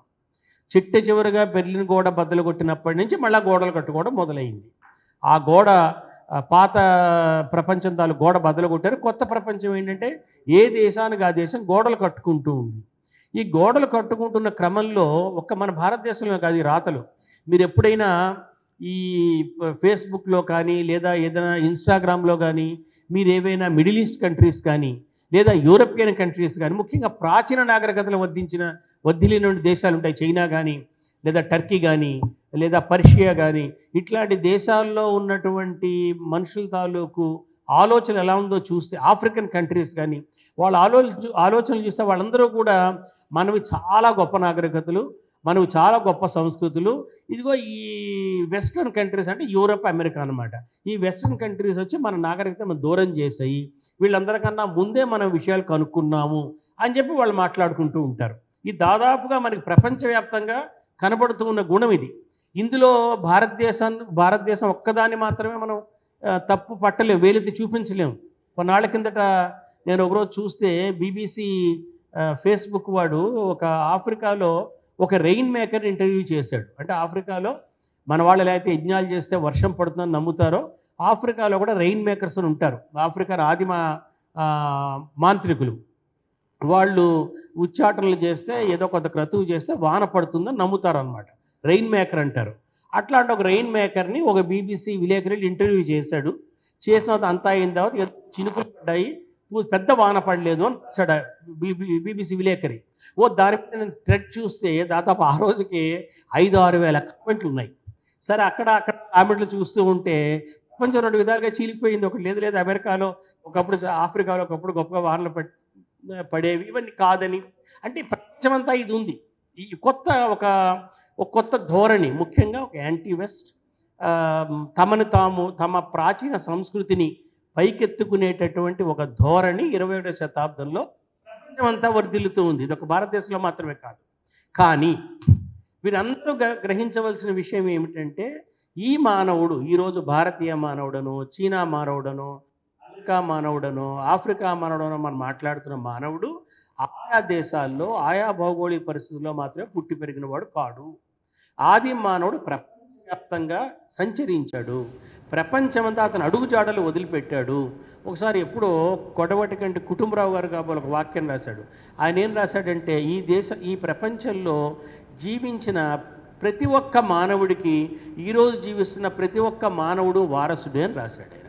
ఈ ప్రపంచవ్యాప్త మానవుడికి మనం ప్రపంచవ్యాప్త వారసులుగా ఉన్నాము. ప్రపంచవ్యాప్త సంస్కృతి, నాగరికత ఒక స్పెసిఫిక్ టైం జోన్లో శాంపుల్గా మాత్రమే మనం ఉన్నాము అనేటటువంటి వివేకాన్ని అలవర్చకపోతే ఇది మధ్యకాల మూఢత్వం కన్నా కూడా భయంకరమైన మూఢత్వంగా పరిణమించి రేపు ఒకళ్ళు చెప్పుకునే ఇప్పుడే మనకు కనపడుతుంది, నరికివేతలే ఉన్నాయి. పొద్దున్న లేచి మన మీడియా చూస్తే నరుక్కోవడమే ఉంది, ఇంకేమీ లేదు. ఇది రేపు పొద్దున ఫిజికల్ మసకర్గా మారే పరిస్థితి ఉంటుంది. ఇది దీని నుంచి బయటపడేయాలి అని బలంగా కోరుకునే వాళ్ళల్లో కూడా ఉంది. అందుకని ఆయన ఏం చేస్తున్నాడంటే ప్రపంచవ్యాప్త మానవ సంస్కృతులు, ప్రపంచవ్యాప్త మానవ నాగరికతలు, మనిషి ఎక్కడికి పయనించాడు, పయనించిన ప్రతి చోట ఆనవాళ్ళు వదిలిపెట్టాడు. మనం మాట్లాడుకునే మాటల్లో, మనం మాట్లాడుకునే ఒక మాటలో ఎన్ని భాషాలు అన్నింటి దాటుకుని పదం మన దాకా చేరింది. ఆ పరిశీలన అది అలవాటు చేయడానికి ప్రయత్నిస్తున్నాడంటే ఇది ఒక ట్రాయ్ పరిశోధకుడు తాలూకు కథ, లేదా ఒక సగం ఫ్రాడ్ సగం ఆనెస్టీ కలగలిసినటువంటి ఒక మానవుడి కథ కాదు. ఇందులో ఉన్నది ఏంటంటే ఒక జర్మనీలో పోలాండ్ అంచుల్లో ఉన్నటువంటి జర్మనీలో పుట్టినవాడు రష్యాలో అమెరికాలో పౌరసత్వం తీసుకుని ఆ తర్వాత గ్రీసు వచ్చి గ్రీసులో ట్రాయ్ తాలూకు చేసి ఏథెన్స్లో ఇల్లు కట్టుకుని, అంటే ఏమిటి, ఒక ప్రపంచ మానవుడిగా మారిన వాడి కథ. అందులో అతను ఫ్రాడ్ ఉందా వాస్తవం ఉందా తర్వాత విషయం. మొట్టమొదటి విషయం ఏమిటంటే అతను తన పరిస్థితిని ఒక ప్రపంచ మానవుడిగా ఎదగడానికి ప్రయత్నం చేసిన వాడు. ఎందుకంటే ఇతను ట్రాయ్ నగర అవశేషాలు బయటికి తీస్తే జర్మనీకి ఏమీ లాభం లేదు. నేను జర్మనీ కదా, నా జర్మన్ 19th సెంచరీలో జర్మన్లు నేషనలిజం సంభవించింది. మనం ఈరోజు మాట్లాడుకుంటున్న నేషనల్ స్టేట్ తాలూకు ఆ మూలాలు జర్మన్ నేషనలిజంలో ఉన్నాయి. జర్మనిజం అంటారు. జర్మన్లో ఒక 17th సెంచరీ చివరిలో 18th సెంచరీ బిగినింగ్లో ఆయన ఏం చేశాడంటే జర్మన్ పల్లె పాటలు సేకరించాడు. ఆ పల్లె పాటల్లో రొమాంటిసిజం వచ్చింది. గొథే, షిల్లర్ అనే ఇద్దరు కవులు ఆ పాటల పంతాలో, ఆ బాణీలో జర్మన్ గీతాలు రాశారు. జర్మన్ రొమాంటిసిస్టుల ప్రభావానికి లోనయ్యి తొలితరం బ్రిటిష్ రొమాంటిసిస్టులు కాలరిడ్జి, వర్డ్స్వర్త్ అన్నవాళ్ళు మళ్ళా ఇంగ్లీష్ రొమాంటిసిజం తీసుకొచ్చారు. ఆ ఇంగ్లీష్ రొమాంటిసిజం రెండవ తరం రొమాంటిసిస్టులు బైరన్, షెల్లీ ఇట్లా వచ్చారు. వీళ్ళ వల్ల ఫ్రెంచ్ రొమాంటిసిస్టులు వచ్చారు. వీళ్ళ వల్ల ప్రపంచం అంతా రొమాంటిసిజం గురించి మాట్లాడింది. ఇదంతా జర్మనీ నుంచి చెప్పదలుచుకుందంటే జర్మనీలో ఉంది. కానీ ఆయన ఈ ష్లీమన్ అనే ఆయన జర్మన్ రొమాంటిసిస్ట్ కాగలిగి జర్మన్ రొమాంటిసిస్ట్ కాలేదు. గమనించవస్తుంది. ఆయన 19th సెంచరీలో ఆయన చాలా స్పష్టంగా అప్పటికే ఒక దిద్దుకుంటున్న జర్మన్ రొమాంటిసిజం తాలూకు నేపథ్యంలో ఆయన ఒక స్టాంచ్ రొమాంటిసిస్ట్ కాగలిగి ఉండేవాడు, కాలేదు. ఇట్లా బ్రిటిష్ రొమాంటిసిస్టు బైరన్ను ఆయనకు డబ్బున్నవాడే. ఆయన ఇంగ్లాండ్ నుంచి గ్రీసు పోయి గ్రీసుకి టర్కీ మధ్య జరిగే యుద్ధంలో ఓటమన్ తురుష్కుల పాలనలో గ్రీసు ఒక 300 ఏళ్ళు అనుభవించింది. ఆ గ్రీసుకిను టర్కీకి మధ్య జరిగిన యుద్ధంలో గ్రీస్ తరఫున పోరాటం చేశాడు. గ్రీకులకి ఆయన ఒక హీరో అయిపోయాడు. ప్రపంచవ్యాప్తంగా ఒక హీరో బైరన్ సింబల్గా మిగిలిపోయాడు. ఈయన గ్రీకులతోటి టర్క్స్ తోటి సమానంగా యుద్ధం చేశాడు.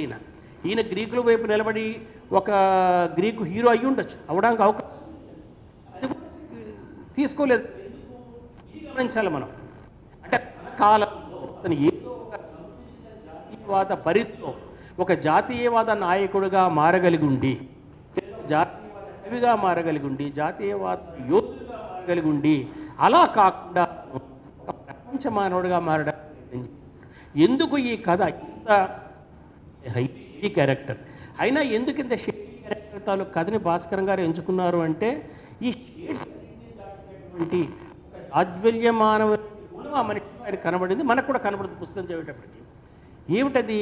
భగవద్గీతలో 2వ సాంఖ్యయోగంలో ఒక మాట చెప్పాడు కృష్ణుడు. ఇది రాధాకృష్ణన్ కోట్ ఫస్ట్ టైం చదివాను నేను. కృష్ణుడు ఏం చెప్పాడంటే బుద్ధి సరిగా వికసించిన వాళ్ళు లేదా బుద్ధి సరిగా చేయని వాళ్ళు అనేక విధాలుగా వాళ్ళ అనేక విధాలుగా ప్రశ్నిస్తూ ఉంటుంది. కానీ వ్యవసాయాత్మికుడైన వాడు అంటే ఒక ట్రూలీ కన్స్ట్రక్టివ్ పర్సన్ ఎవరు ఉంటారో అతడి బుద్ధి వికసిస్తుంది అని కృష్ణ అన్నాడు. ఈ బహురూపుల వాడిలో ఉన్నటువంటి బ్యూటీ ఏమిటంటే వీడు బహురూపుల వాడే కానీ ఇతనిలో ఒక ఏకోన్ముఖమైన మనకు ఆకర్షిస్తున్నాడు. దక్కిన రూపాలతో మనకు ఆకర్షణ లేదు, ఊరికే అట్రాక్టివ్గా ఉందంతే. మన అతని దగ్గర ఆగి పుస్తకం చదవాల్సిన అవసరం లేదు. ఆ ఏకోన్ముఖమైనటువంటి ఆకర్షణ ఏమిటి? జీవితం అంతా అతను ఒకే తిరిగాడు, ఒకే జీవితం పణం పెట్టాడు. ఏమిటది? చిన్నప్పుడు వాళ్ళ నాన్న చెప్పినటువంటి దేశీ కథ, ఎక్కడో ఒక తన పిల్లవాడికి చెప్పినటువంటి గ్రీకు పురాణ కథలు. ఆ పురాణ కథలో ఎంత నాటుకుపోయాయి అంటే అతను అనేక జీవితాలు, అనేక సంపన్నుడయ్యాడు. ఏదైనా కూడా అతను నడిపిస్తున్నది అదొక్కటే. ఆ ఒక్కదాని గురించే వాళ్ళు మనం మాట్లాడుకుంటున్నాం. ఆయన ట్రాయ్ని కనిపెట్టాడా? సఫలమయ్యాడా? అబద్ధాలు ఆడాడా? నిజంగానే ఈ పుస్తకం చదువుతున్నప్పుడు ఇతను దొంగనా, పండితుడా, మేధావినా, శాస్త్రవేత్త తేల్చుకోలేం మనం. ఈ నిజంగానే ఈ నిజంగానే గోల్డ్ డిగ్గరా లేదా ట్రూత్ డిగ్గరా మనం చెప్పలేం మనం. కానీ ఒకటి మాత్రం మొదటి నుంచి ఎవరిదాకా కనపడుతుంది. అదేమిటది?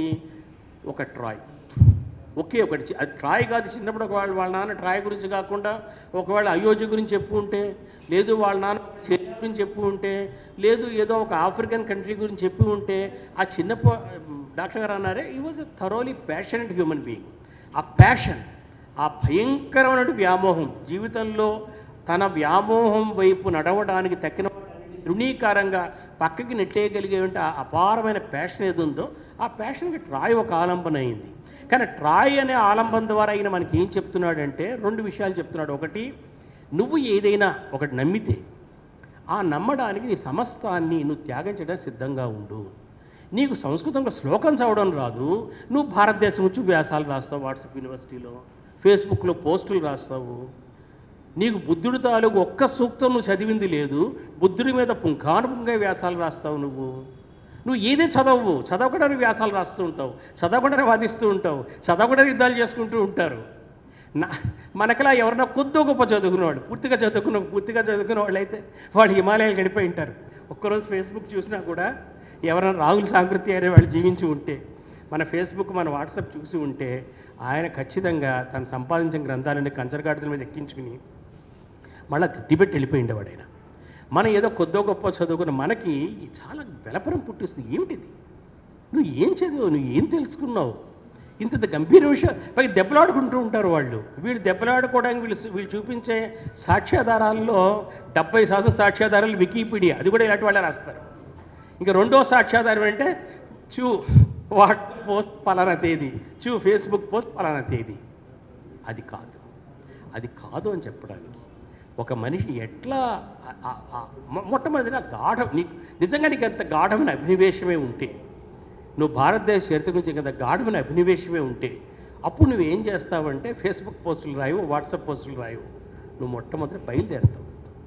అతను ఆయన చెప్పినట్లుగా ఇన్ని $150 మిలియన్ల ఆస్తిపరుడు, ప్రపంచవ్యాప్తంగా వ్యాపార సామ్రాజ్యాన్ని నిర్మించుకున్నవాడు. అతను పోయి అక్కడ ఆ గ్రీసులో ఆ భయంకరమైన ఎండలో ఆ పాముల మధ్య తేళ్ల మధ్య క్వినైన్ మాత్రలు మింగుతూ పొద్దున్న లేచి సముద్ర స్నానాలు చేస్తూ ఓ గ్రీక్ అమ్మాయిని పెళ్లి చేసుకుని తన తాలూకు స్ఫూర్తిని సజీవంగా ఉంచుకోవడం కోసం రోజుకి 300 పంక్తులు ఇలియడ్ అప్పచెప్పుకుంటూ, ఇది అంటే ఇతను కనుక్కున్నది సత్యం అవునా కాదా, ఇతను ట్రాయ్ని కనుక్కున్నాడా లేదా అన్న దాని మీద నాకు ఆసక్తి లేదు. అతను ట్రాయ్ని కనుక్కుని ఉండొచ్చు, కనుక్కోలేకపోయి ఉండొచ్చు. కొలంబస్ ఇండియాని కనుక్కుందామని అమెరికాని కనుక్కున్నాడు. అయితే ఏమిటి, అతను ఇండియాని కనుక్కోలేకపోయాడు, మంచిదే. కానీ కనుక్కున్న దానివల్ల కొత్త ప్రపంచం ఏర్పడింది కదా, కొత్త నాగరికత ఏర్పడింది కదా, ఈరోజు అది ప్రపంచాన్ని శాసించే దేశంగా మారింది కదా. అట్లాగే ఇతను బయలుదేరినటువంటి ఆ ప్రయాణం వెనుకున్న వ్యామోహం, ఆ ప్రయాణం వెనుకున్న ప్యాషన్ అన్నిటికన్నా ముఖ్యం. నన్నైతే చాలా ఇందులో నన్ను చాలా ఇన్స్పైర్ చేసిన గుణం ఏమిటంటే ఆ భాషా పాండిత్యం, భాషలు నేర్చుకునే గుణం. అసలు భాషలు నేర్చుకునేవాడు ఎవరైనా ఒకడు కనబడితే, నాకు పుట్టపర్తి నారాయణాచార్యులు గారు ఈ ప్రపంచంలో నేను చాలాసార్లు చెప్పాను, ఈ ప్రపంచంలో నేను ఎవరినైనా చూసి అసూయపడ్డానంటే ఒకే ఒక్క మనిషిని, అది పుట్టపర్తి నారాయణాచార్యులు గారిని చూసి అసూయపడ్డాను నేను. ఎందుకంటే ఆ భాషావేత్త అయిన వాడికి ఏం తెలుస్తుందంటే 10 భాషలు తెలుస్తాయని మనం అనుకుంటాం, కాదు. భాషావేత్త 10 భాషలు తెలిసిన వాడు ఏం తెలుసుకుంటాడు తెలుసా? ప్రపంచం అంతా ఒకటే అని తెలుసుకుంటాడు. ఆయన ఒకసారి రష్యా వెళ్ళారట నారాయణాచార్యులు గారు. రష్యా వెళితే రష్యాలో కొంతసేపు అందరూ రష్యన్ రాదు, ఈయనకి రష్యన్ నేర్చుకోలేదు. కొంతసేపు రష్యన్ విన్నాడు ఈయన. విన్న తర్వాత ఈయన వాళ్ళతోటి రష్యన్ పదాలకు అర్థం చెప్తున్నాడు. వాళ్ళు అడిగాట, అయ్యా మీరు రష్యన్ రాదన్నారు, మీరు ఎట్లా అర్థాలు చెప్తున్నారంటే, ఏముంది నేను కొద్దిసేపు గమనించిన తర్వాత మీ పదాల ధాతు మూలాలు ఏమిటో నాకు అర్థమవుతున్నాయి. ఉదాహరణకి మీరు వ్యసన్ అన్నారు, వ్యసన్ అంటే ఏమిటి? వ్యసన్ అంటే వసంతం అనేదానికి, వ్యసన్ అనేదానికి ఒకటే ధాతు రూపం కాబట్టి వ్యసన్ అంటే స్ప్రింగ్కి సంబంధించిన పదం అని నాకు అర్థమైంది. మెద్వెదేవ్ అని ఆయన పరిచయం చేసుకున్నట్టు. ఈయన అన్నట, మెద్వెదేవ్ అంటే మా సంస్కృతంలో మధువేది అంటాము, మధు జ్ఞానం కలిగిన వాడు మధువేది, మెద్వెదేవ్ అంటే ఏంటి? ప్రపంచం ఒకటే అని తెలుసుకుంటాడు భాషావేత్త అయిన వాడు. అప్పుడు నా భాష గొప్పదని అనడు, నా భాష మాత్రమే అన్ని భాషలకు పుట్టిలు అనడు.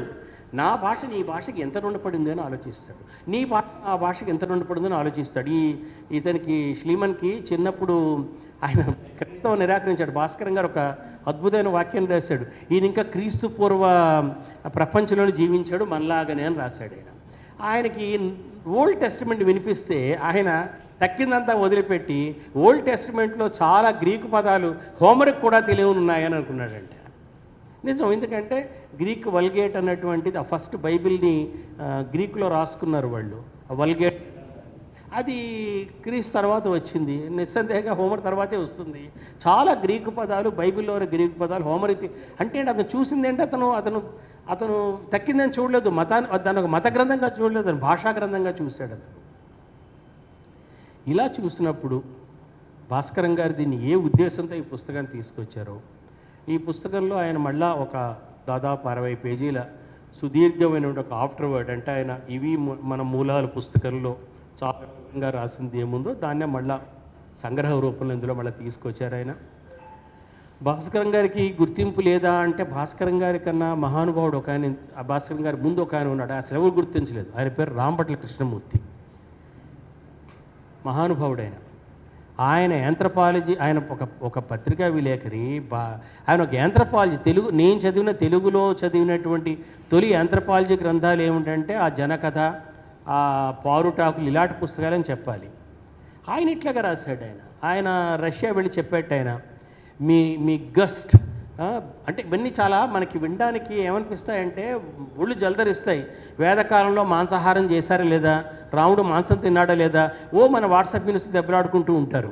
ఆయన ఏం చెప్పారంటే, రాంభట్ల కృష్ణమూర్తి గారు గెస్ట్ అంటే స్పెల్లింగ్ ఏమిటి? GUEST గెస్ట్ ఎందుకు అవుతుంది ఇంగ్లీష్ స్పెల్లింగ్? అది యాక్చువల్గా కరెక్ట్గా అందులో ఉన్న అక్షరాల ప్రకారం పలికితే అది గుయేస్ట్ అవుతుంది. గుయేస్ట్ అంటే ఏమై ఉంటుంది? ఆయన దాని మూలంలోకి వెళ్ళి గుయేస్ట్ అంటే గవేష్ట అంటే ఏమిటి? ఆవును వెతకడం, లేదా ఆవుతో గవేష్టి అంటే ఆవుతో చేసిన యజ్ఞం అంటే ఏమిటి? పూర్వకాలం వేదకాలంలో ఎవరైనా ఇంటికి ఒక అతిథి వస్తే, ఇప్పుడు ఏదైనా మన ట్రైబల్ ఏరియాకి వెళ్ళామనుకోండి, ఒక అధికారి ట్రైబల్ ఏరియాకి వెళ్ళగానే మొట్టమొదటి వాళ్ళు ఏం చూస్తారంటే కోళ్ళు ఎక్కడనే వెతుకుతారు, ఎందుకంటే అధికారికి కోడిని కోసి పెట్టాలన్నమాట.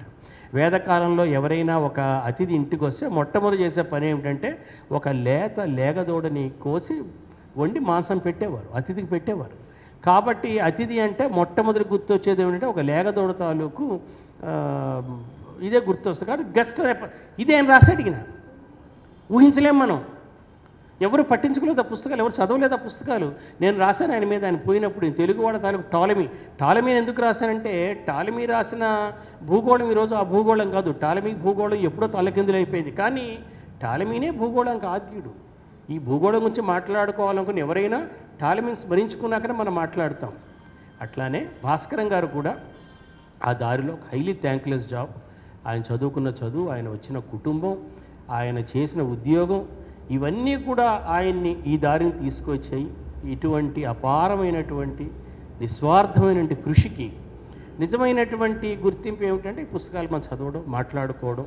ఇలాంటి యువకులు మేధావులు ఈ పుస్తకాల గురించి మరింత లోతుగా క్షుణ్ణంగా చదవడం మాట్లాడడం నేను భావిస్తూ ఉన్నాను. నేను ఈ పుస్తకం ఆద్యంతం ఒక డిటెక్టివ్ నవల్ లాగానే జరిగింది. చాలా ఫస్ట్ అండ్ ఫార్మోస్ట్ చెప్పాల్సి అంటే హైలీ రీడబుల్ బుక్. ఆయన ఒక నవలాకారుడు ఎన్ఆర్ఐ చక్రధారి గారు యాక్చువల్ నవల కూడా రాయించింది. ఎందుకంటే ఆ తర్వాత అధ్యాయానికి మనని తీసుకువెళ్ళే ఒక వాక్యమో ఒక సూచనో ఏదో ఈ అధ్యాయంలో వదిలిపెడతాడు ఆయన. మనం పుస్తకం పక్కన పెట్టలేము, ఈ అధ్యాయం చదువుకుంటలేము, ఏముంది ఇందులో అని మళ్ళీ అందులోకి వెళ్తామన్నమాట. అంత ఆసక్తికరంగా నేను మొత్తం కలిపి నాకు ఒక 2-3 అవర్స్ చదవగలిగిన పుస్తకం. నేను అంత చదివించే గుణంతో ఈ రాయటం అనేది మామూలు విషయం కాదు. భాస్కరం గారు ఇంకా ఇలాంటి రచనలు మరిన్ని రచనలు చేయాలని, ఆయనకి దేవుడు పూర్తి ఆరోగ్యాన్ని ఆయుర్దాయాన్ని ఇవ్వాలని, వారి కుటుంబ సభ్యులు భాస్కరం గారి శ్రీమతి ఎప్పుడూ ఆయనకి ఒక నీడలాగా కాదు వెలుగులాగా ఉంటారు ఆయన పక్కన ఎప్పుడు. ఆయన మరింత కృషి చేసి మన సమాజానికి మరింత దారి చూపించాలని కోరుకుంటూ ధన్యవాదాలు. పెనువీరభద్రుడు. ఒకసారి విశాలాంధ్ర ఎడిటర్ రాఘవాచార్య గారిని అడిగారు, ఎవరండి ఈయన రోజుకు 6 పేజీ వ్యాసం రాస్తున్నాడు విశాలాంధ్రలో అని అడిగితే రాఘవాచార్య గారు, ఎవడన్నా ఒకటే ఎఫోర్డ్ చేయగలడు, ఏదో రైటింగ్ ఆర్ రీడింగ్ అని అన్నాడు ఆయన.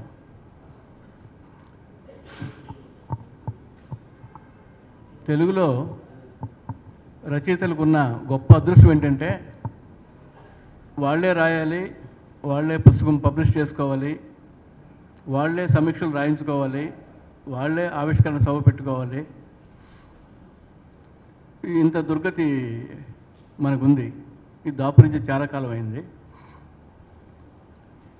అయితే కల్లూరి భాస్కరం గారు గచ్చిబౌలిలో కానీ కోకాపేటలో కానీ 1 ఎకరం పొలం కొనుక్కునే ప్రయత్నం చేయకుండా ఈ పుస్తకం రాయాల్సిన అగత్యం ఎందుకు వచ్చిందో ఇప్పుడు సంజయ్ చెప్తారు మనకి. అన్న పెద్దలకు మిత్రులకు అందరికీ నమస్కారం. వేదిక సభలో ఉన్నటువంటి మీరందరికీ కూడా కృతజ్ఞతలు, వందనాలు. ఈ పుస్తకం గురించి చాలామంది మన నలుగురు వక్తలు కూడా చాలా విషయాలు, చాలా కోణాలు స్పృశించారు. వారు స్పృశించినటువంటి 1-2 విషయాలు నేను టచ్ చేస్తాను. మొట్టమొదటిగా ఈ హెన్రీ ష్లీమన్ అనే ఆయన ఎవరండి ఈయన అసలు? మన వాళ్ళు ఎంతమంది వినుంటారు? ఈయన గురించి ఒక పుస్తకమా తెలుగులో మీరు రాస్తే నేను చదవాలా అని గబుక్కు చాలామందికి అనిపిస్తుంది.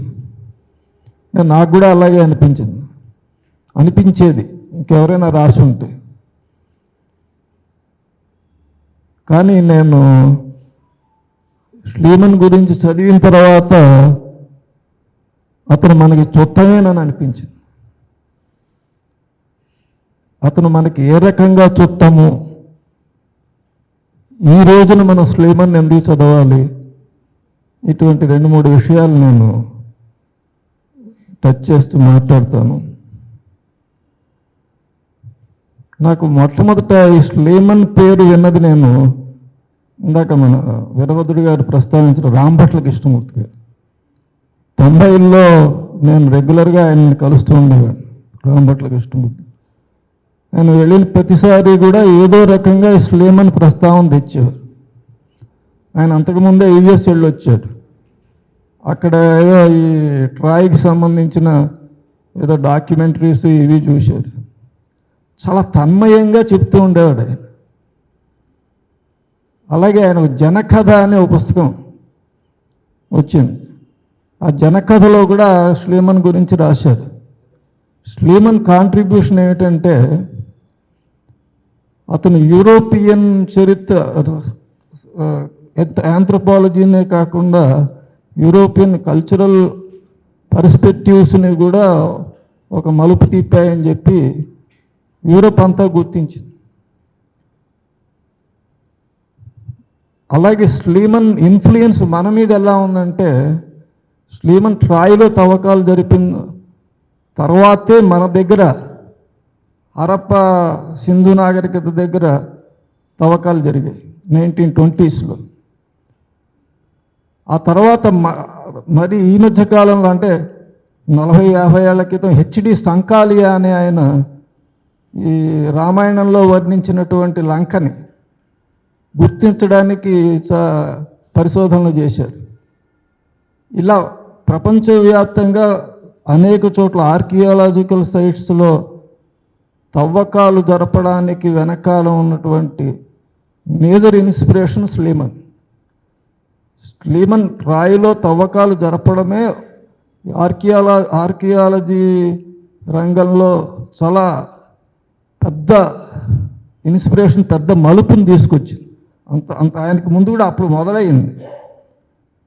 అంటే స్లీమన్ టైంకి ఆర్కియాలజీ అనేది ఇంకా ఒక శాస్త్రంగా ప్రారంభ దశలో ఉంది.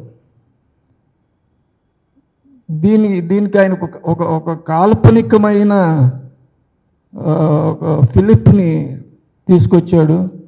ప్రపంచంలో చాలా చోట్ల తవ్వకాలకి ఆయన ప్రేరణ అయ్యాడు. ఇంకా చెప్పాలంటే స్లీమన్ గురించి సపోజు అంటే ఆయన వ్యక్తిత్వంలో ఉన్నటువంటి భిన్నమైన కోణాలు, ఉదాహరణకి మన దగ్గర టాటా బిర్లాలు లేదా ఇప్పుడు ప్రజెంట్ అదానీ అంబానీ, వీళ్ళల్లో ఎవరినైనా మనం ఒక ఆర్కియాలజిస్ట్ని ఊహించగలం? అదానీ పలుగు పారా తీసుకుని తవ్వకాలు జరపడాన్ని మనం కెన్ ఇమాజిన్. అలాగే అంబానీ, టాటా బిర్లా, అలాగే వీళ్ళలో ఒక బహుభాష నైపుణ్యాన్ని ఊహించగలం? ఇంపాసిబుల్ అన్నాడు. ఒక అంతర్జాతీయ లేదా జాతీయ స్థాయిలో చాలా ప్రముఖంగా ఉన్నటువంటి ఒక బిజినెస్ మ్యాన్ని మన దగ్గర అయితే ఒక ఆర్కియాలజిస్ట్గానో ఒక పండితుడిగానో మనం ఊహించడం అనేది చాలా అసాధ్యం.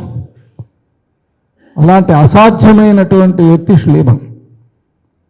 అతను అంతర్జాతీయ స్థాయిలో గుర్తింపు పొందినటువంటి వ్యాపారవేత్త, వ్యాపార లావాదేవీల్లో మునిగి తేలినటువంటి వాడు.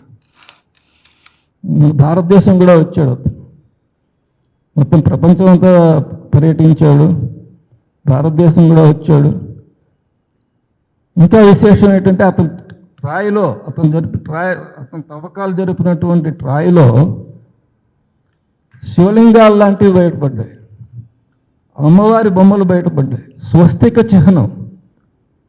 స్వస్తిక మన దగ్గర కూడా స్వస్తిక చిహ్నం అనేది మన మతంలోనూ మన సంస్కృతిలో కూడా తెలిసినటువంటిది. స్వయంగా స్లీమన్ రాస్తాడు, రామాయణాన్ని రిఫర్ చేస్తాడు. రామాయణంలో వాల్మీకి వర్ణించినటువంటి వాటిలో రామాయణంలో ఓడల మీద స్వస్తిక ముద్రలు ఉంటాయి. ఇతను ఈ స్వస్తిక ముద్ర గురించే స్లీమన్ ఒక 50 పేజీలు రాస్తాడు దాని గురించి వివరిస్తూ. ఆ సందర్భంలో మన రామాయణం గురించి రాస్తాడు. పైగా అతను ఏమంటాడు, ట్రాయ్కిను భారతదేశానికి ఏదో సంబంధం ఉండాలి, ఇక్కడ శివలింగాలు లాంటివి దొరుకుతాయి. అది ఒక రకంగా మన స్లీమన్ గురించి ఎందుకు చదవాలి అన్నాడు. ఆ రకంగా అతను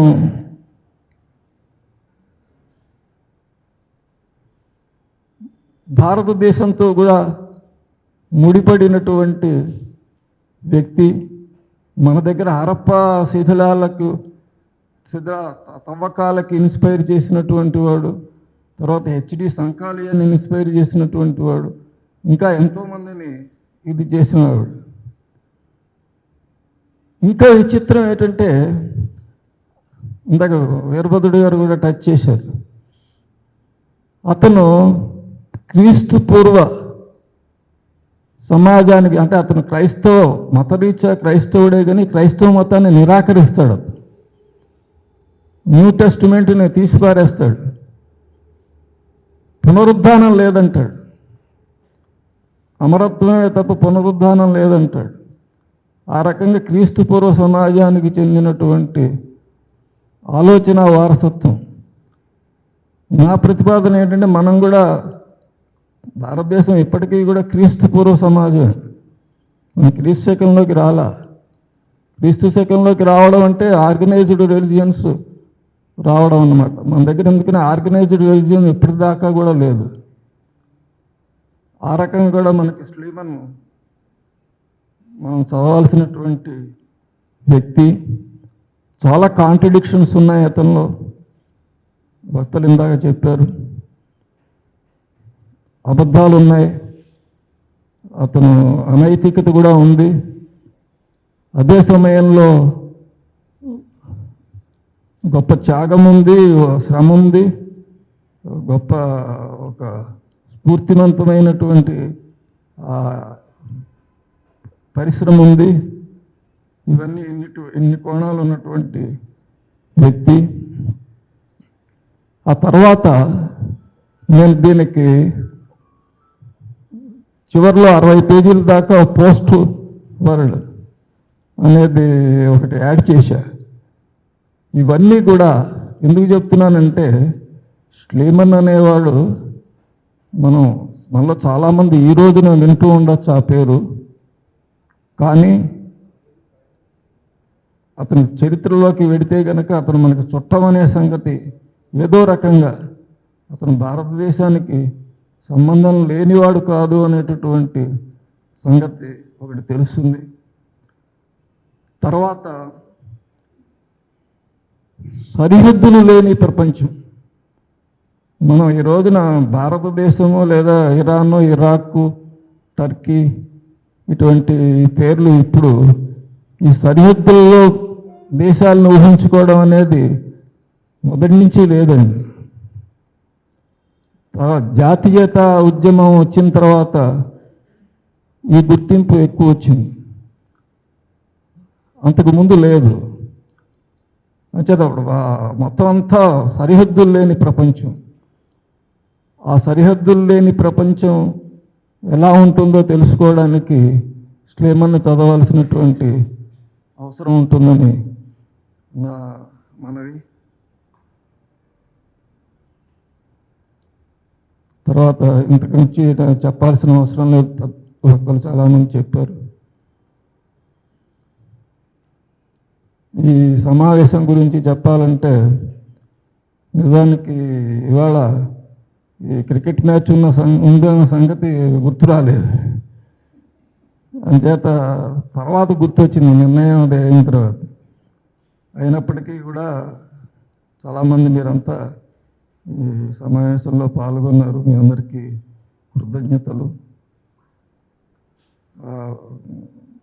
కోరగానే ఈ కార్యక్రమంలో పాల్గొని పుస్తక పరిచయం చేసినటువంటి చినవీరభద్రుడు గారు, మిత్రులు శ్రీనివాస్ గారు, విరించి గారు, చక్రధర్ గారు. నిజానికి ఇవాళ ఆర్వి రామారావు గారు రావాల్సింది, కానీ ఆయన అనుకోకుండా ఆయన జ్వరపడ్డారు, అందువల్ల రాలేకపోయారు. అందుకని మేము కోరిన వెంటనే అధ్యక్షత వహించడానికి మిత్రులు ప్రకాష్ గారు అంగీకరించడం, ఆయనకి మీ అందరికీ కూడా కృతజ్ఞతలు. ఇంకొకటి ఏంటంటే, సజయ్ గారు ఉన్నారు ఇక్కడ. మహిళలు ఎవరిని వక్తల్లో మహిళలు ఒకరు లేరేమని చెప్పి అడిగారు. నిజంగా అది లోటుగానే నేను భావిస్తున్నాను. అప్పుడే ఆవిడకి చెప్పాను, నేను అది సారీ చెప్పాను, పొరపాటు అయిందని. ఆవిడ కూడా వచ్చారు, రమేష్ మిత్రుడు, అందరికీ కృతజ్ఞతలు. అలాగే నా మిత్రులు చాలామంది వచ్చారు, పద్మనాభరెడ్డి గారు, మధుసూదన్ రావు, ఉమామహేశ్వరరావు, అందరికీ కృతజ్ఞతలు. ఈ కార్యక్రమం నిర్వహణలో నాకు నందిరాజు రాధాకృష్ణ గారు చేసినటువంటి దోహదం, హెల్ప్ చాలా ఎనలేనిది. వారికి కృతజ్ఞతలు చెప్తున్నాను. ఇంకా మిత్రులు చాలామంది, నరసింహరావు వచ్చారు, అందరికీ కూడా కృతజ్ఞతలు, ధన్యవాదాలు. సెలవు. నేను రాంభట్ల కృష్ణమూర్తి గారి దగ్గర నుంచి నండూరు రామ్మోహన్ రావు గారి దాకా, ఏబికే ప్రసాద్ గారి దగ్గర నుంచి పతంజలి గారి దాకా చాలామంది ఎడిటర్లతో పనిచేశాను 40 ఏళ్ళు. నేను ఒక్క కల్లూరి భాస్కరం గారితో పనిచేయలేదన్న లోటు ఒక్కటే ఉండింది. అయితే ఆయన పుస్తకాలు చదువుకునే అదృష్టం ఉంది. ఆయన కాలంలో ఉన్నందుకు నిజంగా అదృష్టంగానే భావించాలి. సభలో మాట్లాడిన డాక్టర్ గోవిందరాజుల చక్రధర్ గారు, డాక్టర్ విరువించి గారు, డాక్టర్ శ్రీనివాస్ గారు, చినవీరభద్రుడు గారు, వీళ్ళందరికీ కృతజ్ఞతలు. సభ ముగిసింది.